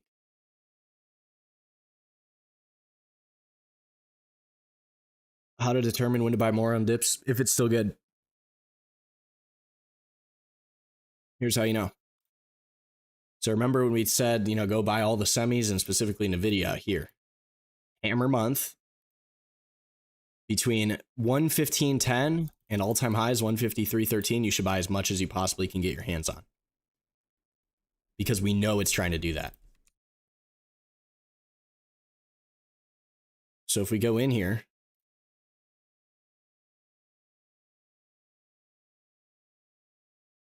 we want to buy lower low signal buy, slight lower low signal buy. You can see the lower lows in here, buy. So see how it closes a red bar, then we buy. Red bars, then we buy. Red bars, we buy. Red bars, we buy. Over and over. But what we don't do is this. We don't go like this. We're not like I'm in here. This is an important thing, right? It's like I have this position and I'm like this. And then I have this position and I now have a wider stop. Right? And I put my stop way down here on this ad. And then I have another ad and I have a gigantic wide stop. This is not what we're doing. The stops are tight. Our stop is here. We buy 100 shares here and those 100 shares are up 7 apiece. We buy another 100. We shouldn't be risking the whole P&L. We can, right?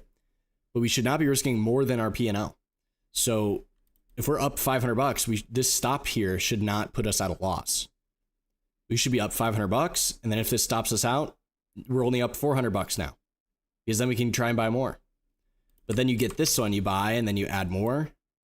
You have some tight stops in here, and then boom, now off to the races. You had 100 shares, and then you had 200. Now you have 400 shares, and then when this moves here, you make 4 times the money you would have made if you didn't add. And then it comes up here, maybe you reduce some of it. If you reduce some of it off, then any ads in here, you're also playing, with the house money at this point. So you're taking positions into the new highs. And this is all it is. Right? Inside signal, boom, new highs.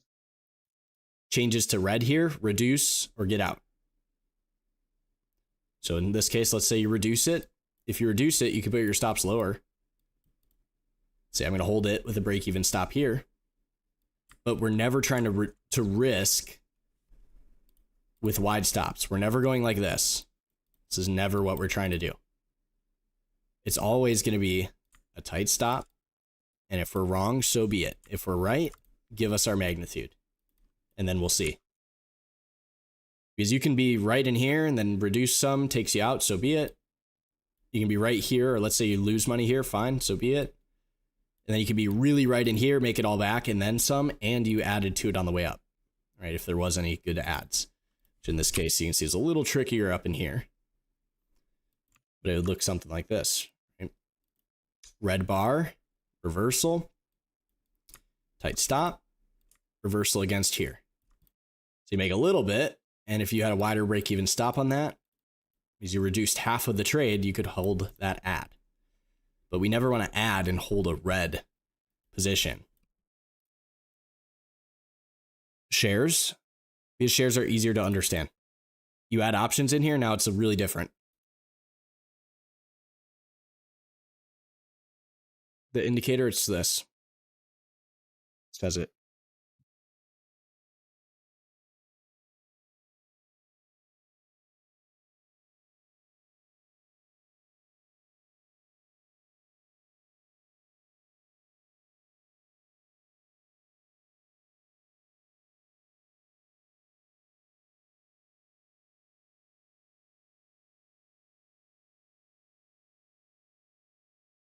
SPY or SPX, both. Like right now, I'm holding some SPY puts, so I'm hoping this move down in the overnight session does hold, which I imagine it will.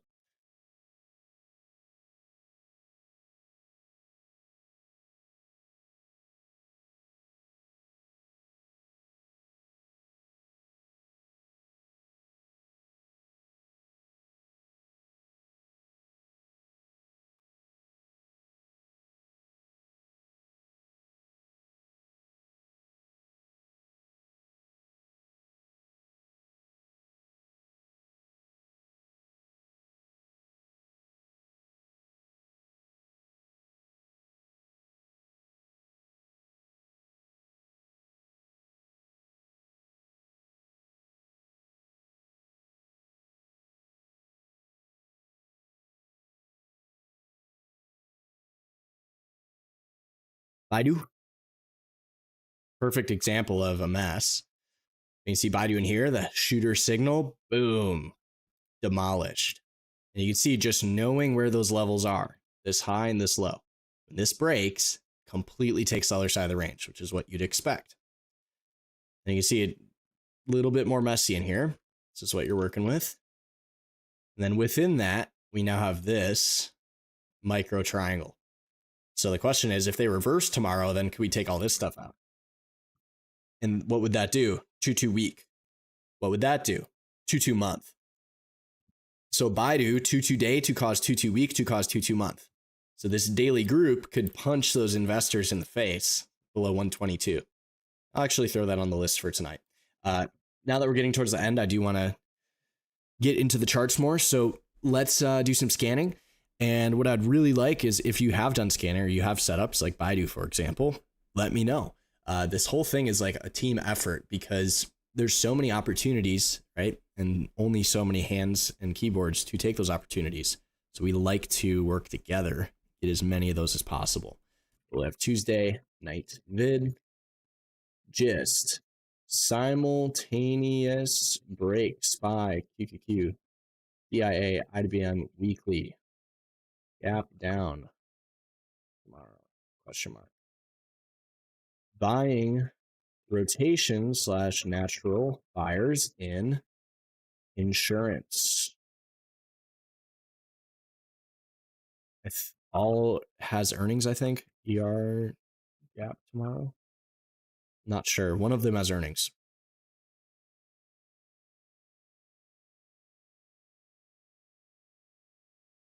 I forget which one.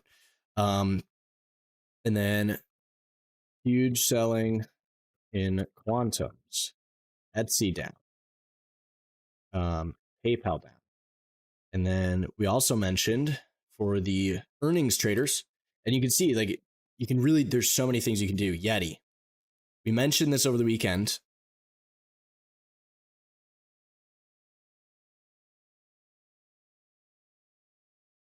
And I did not put it in the weekend vid, but we did put it into the premium room.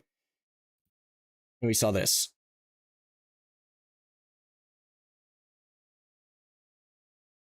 So Yeti, we have the 2-2 week, and you can see we're just drawing out the levels. We know the broadening formation. If this works, it would be down in here, down in here, down in here. ER lotto short. So with earnings coming, you can short it prior to earnings since we have a signal, 2-2 reversal week. I'm not sure if a 2 week would show it or not. Maybe a 10-day. We'll see. A 10-day, you can see shooter, counter, hammer. So hammer, shooter to the downside. This is a big rejection. So if this works, the broadening formation would be to take out this stuff. So you can play it prior to earnings to create a winning position and then hold through earnings. If you short this Monday, Tuesday comes, maybe you're up 40%, you could reduce 75% of your position and then you'd be good. Ideally, we would have had it here. 2-2 on a Tuesday, right there. You see how that daily kicks in like this? Up, down, up, down. Notice inside bar, back up. Shooter, back down. Inside bar, back up. Inside bar, back up. Shooter, back down. Just cool stuff. But, all right. Get back to the list here.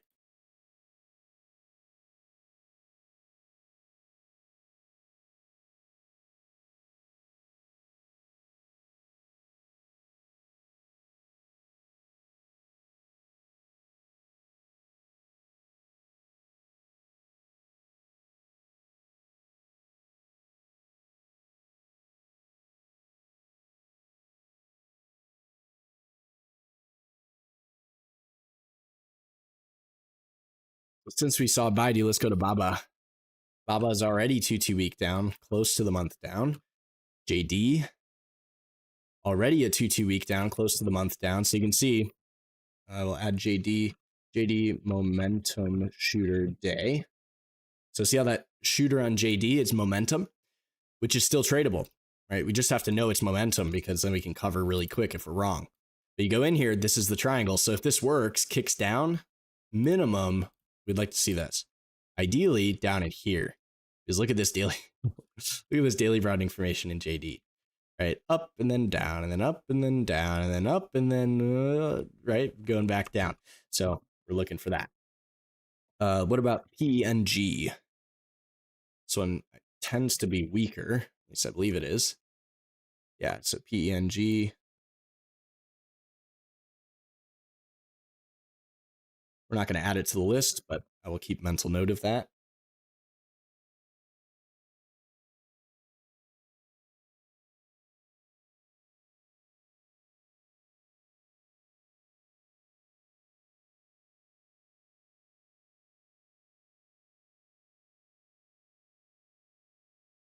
All right.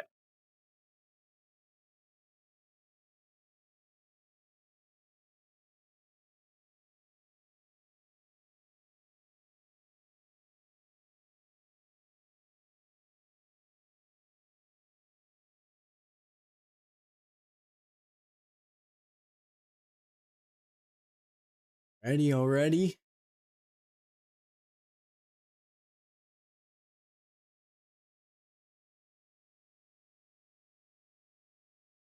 Sorry, I'm going to get to scanning just a second here.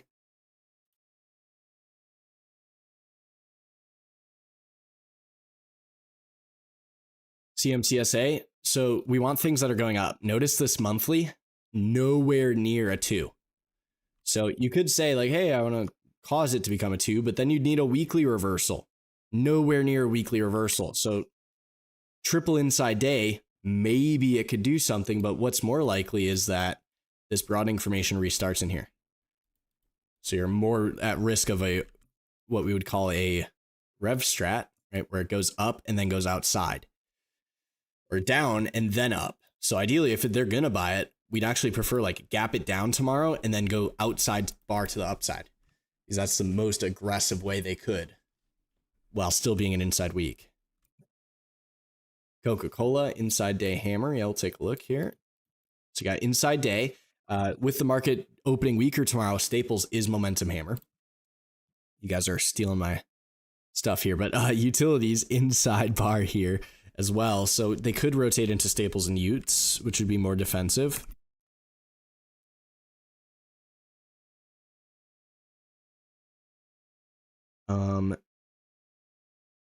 We got a Pepsi.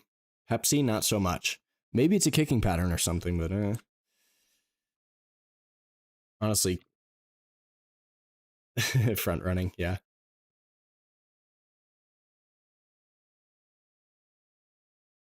Let me get the scans going, so we stop running around like a chicken with their head cut off here. I'm gonna make some hot chocolate, I think, too. All right, guys, give me 1 minute.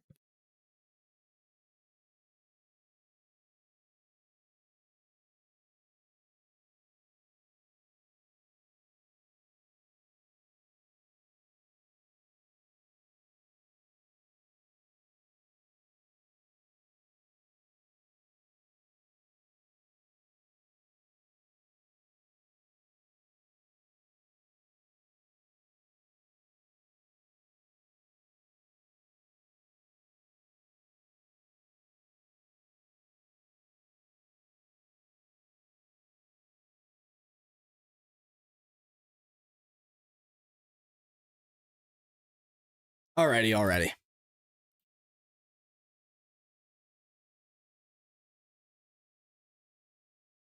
All right, so I'm starting with 2 down hammers, and there is some definitely to talk about. So energies with energy numbers tomorrow. This is definitely something I want to know.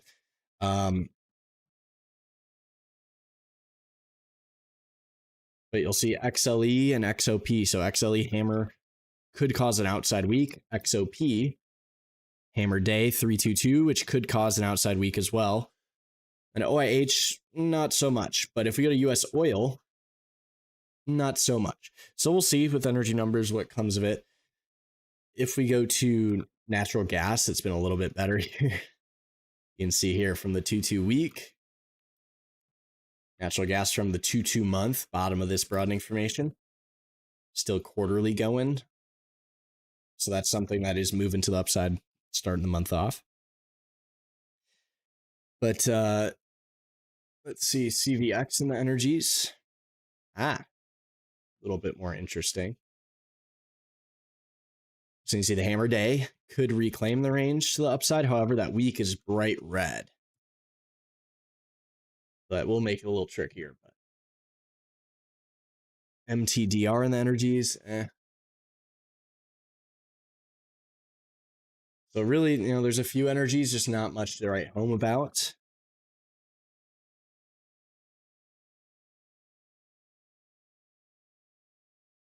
We do see industrials on that list. Disq solar. I'll take a look. All right, Roku.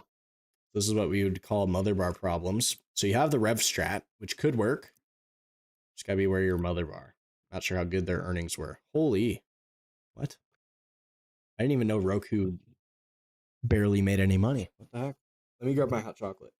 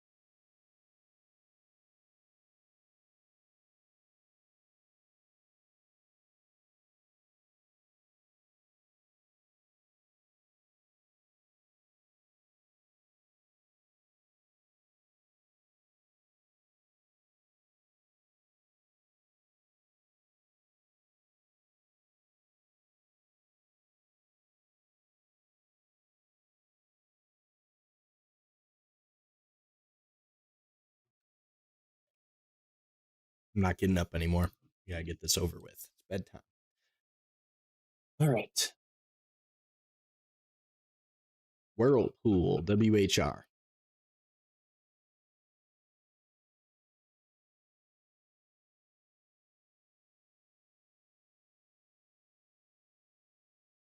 Is that exhaustion risk? Meh. Watch it if you want.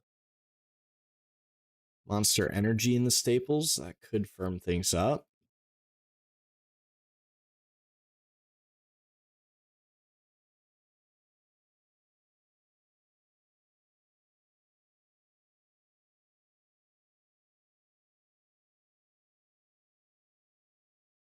Waste management. Oh, yeah. Look at that, baby. Right here. And you can see most people are terrified to buy something like this, but you got to realize once it makes those lows and comes back, could just go all the way back up. Right? It's done it before. Right here. Boom.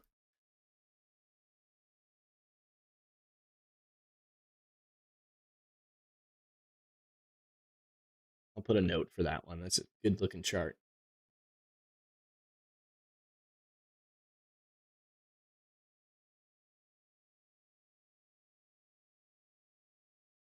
Oh, hot chocolate is the best. More energy ETF stuff. Not a lot to talk about here. There is some setups, but nothing that's screaming at me. Maybe TRP, but just a lot of lower volatility names.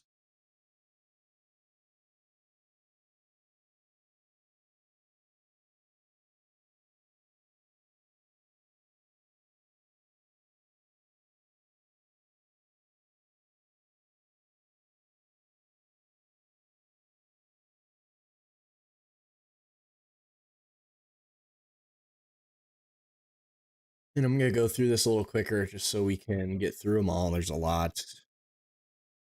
And if you didn't know, I do look at pretty much every name when we do the scans.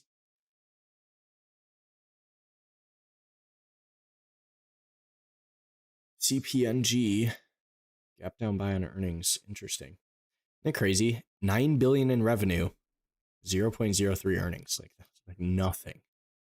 It's crazy stuff.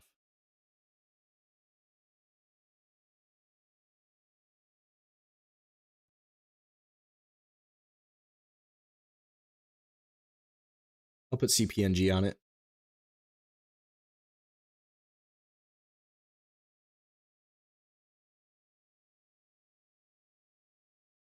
I believe CPNG is in Chiners. Let's see who's an inside day. Outside, inside.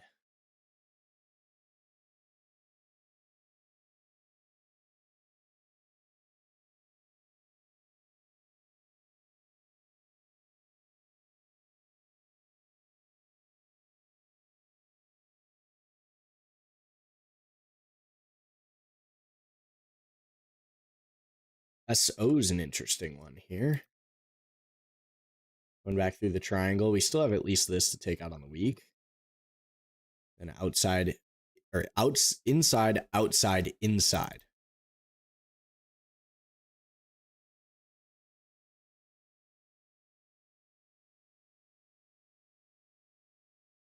We like that because if that trend continues, or the pattern, contraction, expansion, contraction, it should expand. And so we like that for tomorrow. And we also got utilities inside day to do that simultaneously. eBay.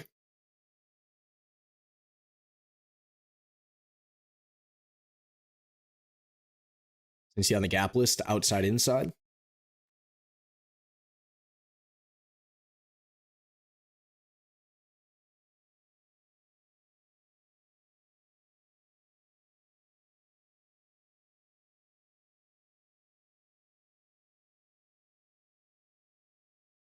LLY, that would be what we consider strat attack. Natural buyers in there.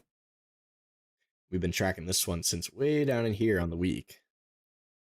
See exactly what we discuss. Always a reoccurring. New lows, inside signal, boom, off they go. And then inside signal last week, off they go. Dollar General's similar. Let's see. So you now have the internal broadening formation. So you can see we have the PMG in here. They ran out. Now you've got internal triangle. So if this daily momentum hammer kicked in, maybe, right? What about Dollar Tree? Looks very similar. So they were buying those guys Monday and Tuesday while the market's going down. So we could say natural buyer in Dollar Tree, Dollar General, question mark. And then if Staples firms up tomorrow, we could be watching those guys.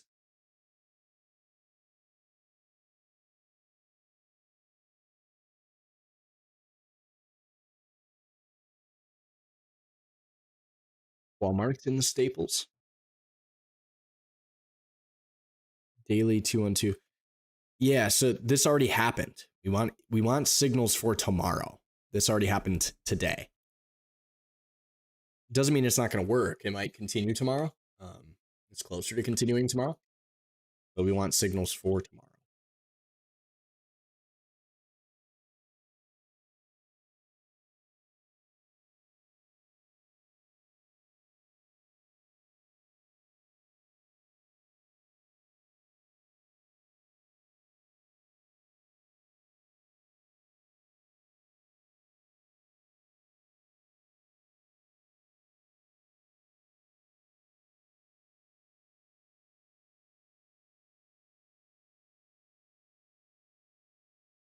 All right, let's see who the highest volatility names are. Carvana.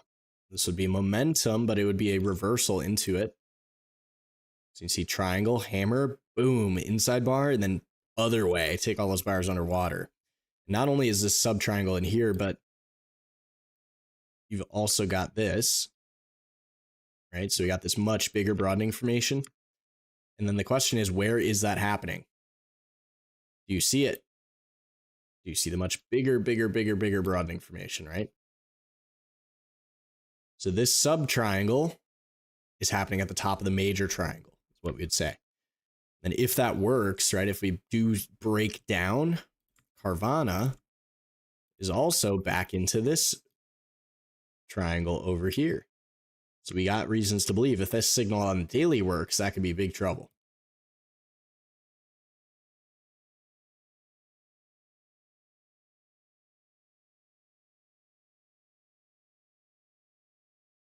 Huge bearish put flow Carvana. So be it.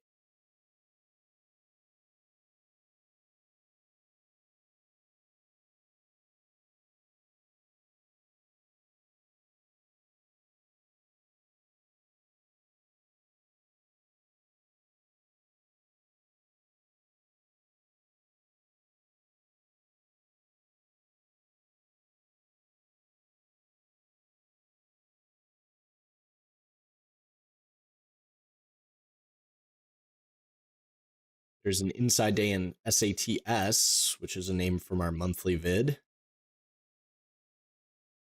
Closer to taking them down. Not the most volatile name in the world, but could have some decent moves.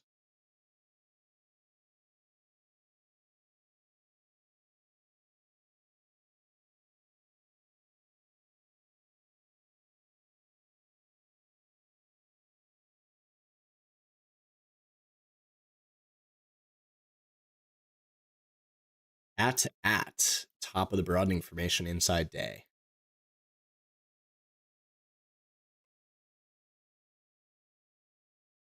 You see if that works, reclaims outside week from last week and outside month from last month. So where would that go?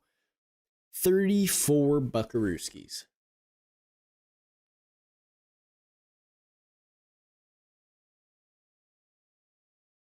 Yeah, just be careful on Dollar General and that stuff. The spreads can be a little wild sometimes. Netflix inside day. You see Netflix also trying to do some range expansion with the inside quarter reversal. So along with Meta reversing, Netflix reversed the quarter.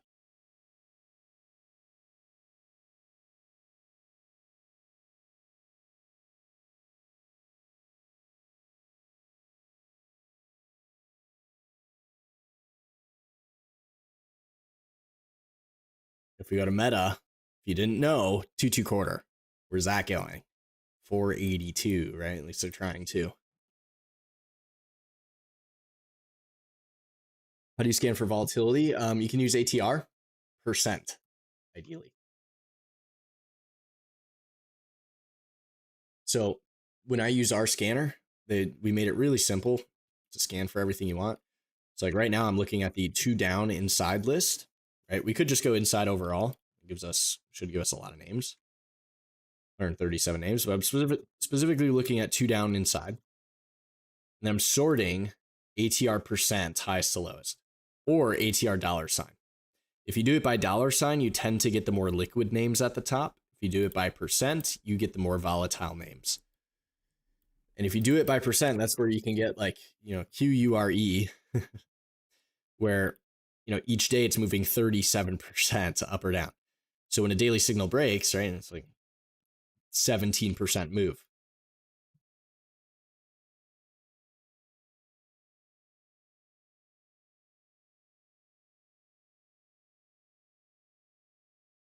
Labu, inside day shooter to confirm a rev strat week.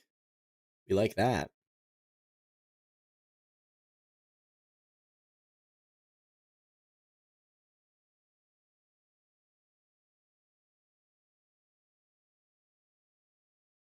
Let's see.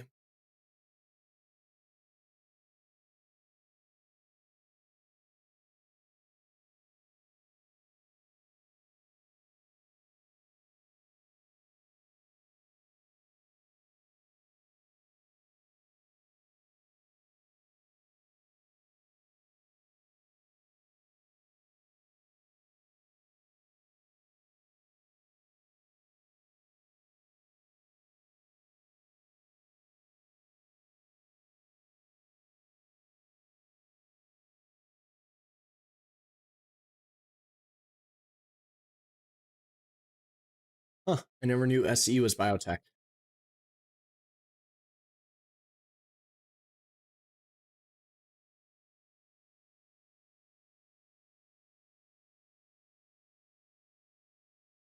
Gosh, sometimes you look at these charts and you're like, there's just no way, right? Slight lower low to $3, and then boom, back to 200. Crazy shit. Sorry. It was just nuts, right? It is nuts what the strats can do to a chart.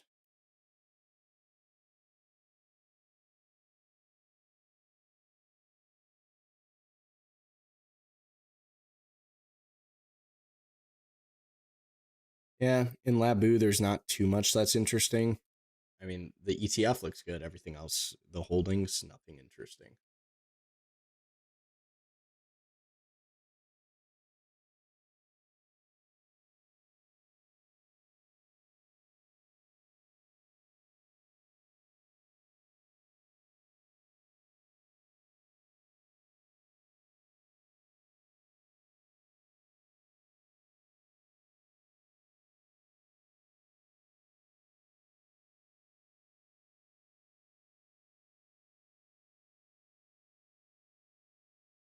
It is a lot of nobodies.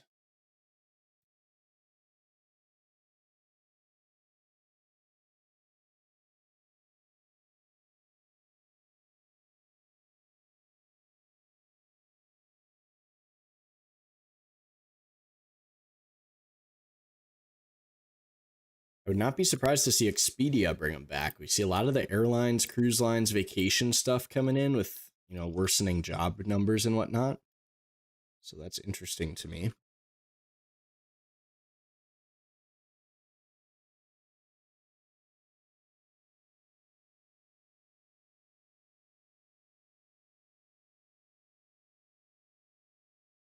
Expedia, maybe inside day momentum, trigger the month, trigger or confirm the week, top of the broadening formation.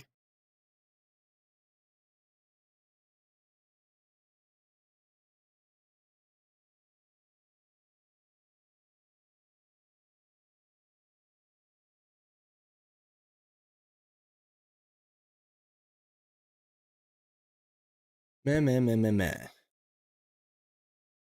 I'm not the most familiar with a lot of these healthcare names, so I'm rarely trading them.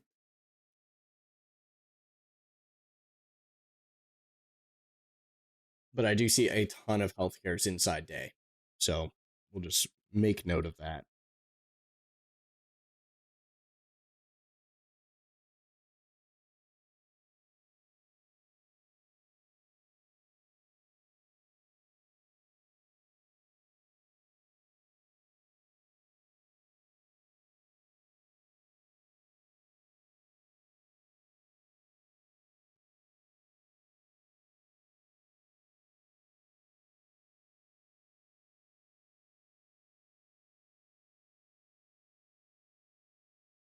All right.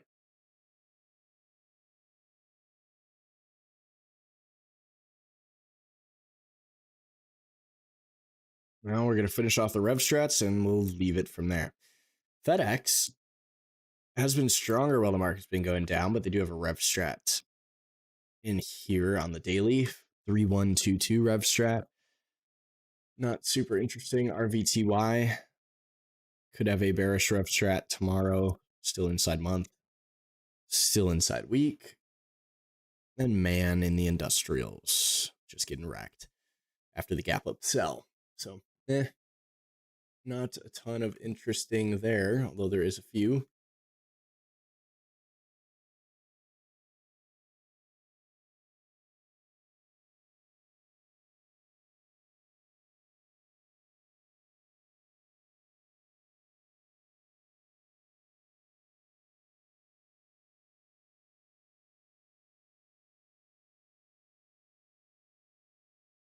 Yeah, there's not too much else I really want to discuss here. All right. So, going into tomorrow, a lot less signals are likely to have a large gap down tomorrow.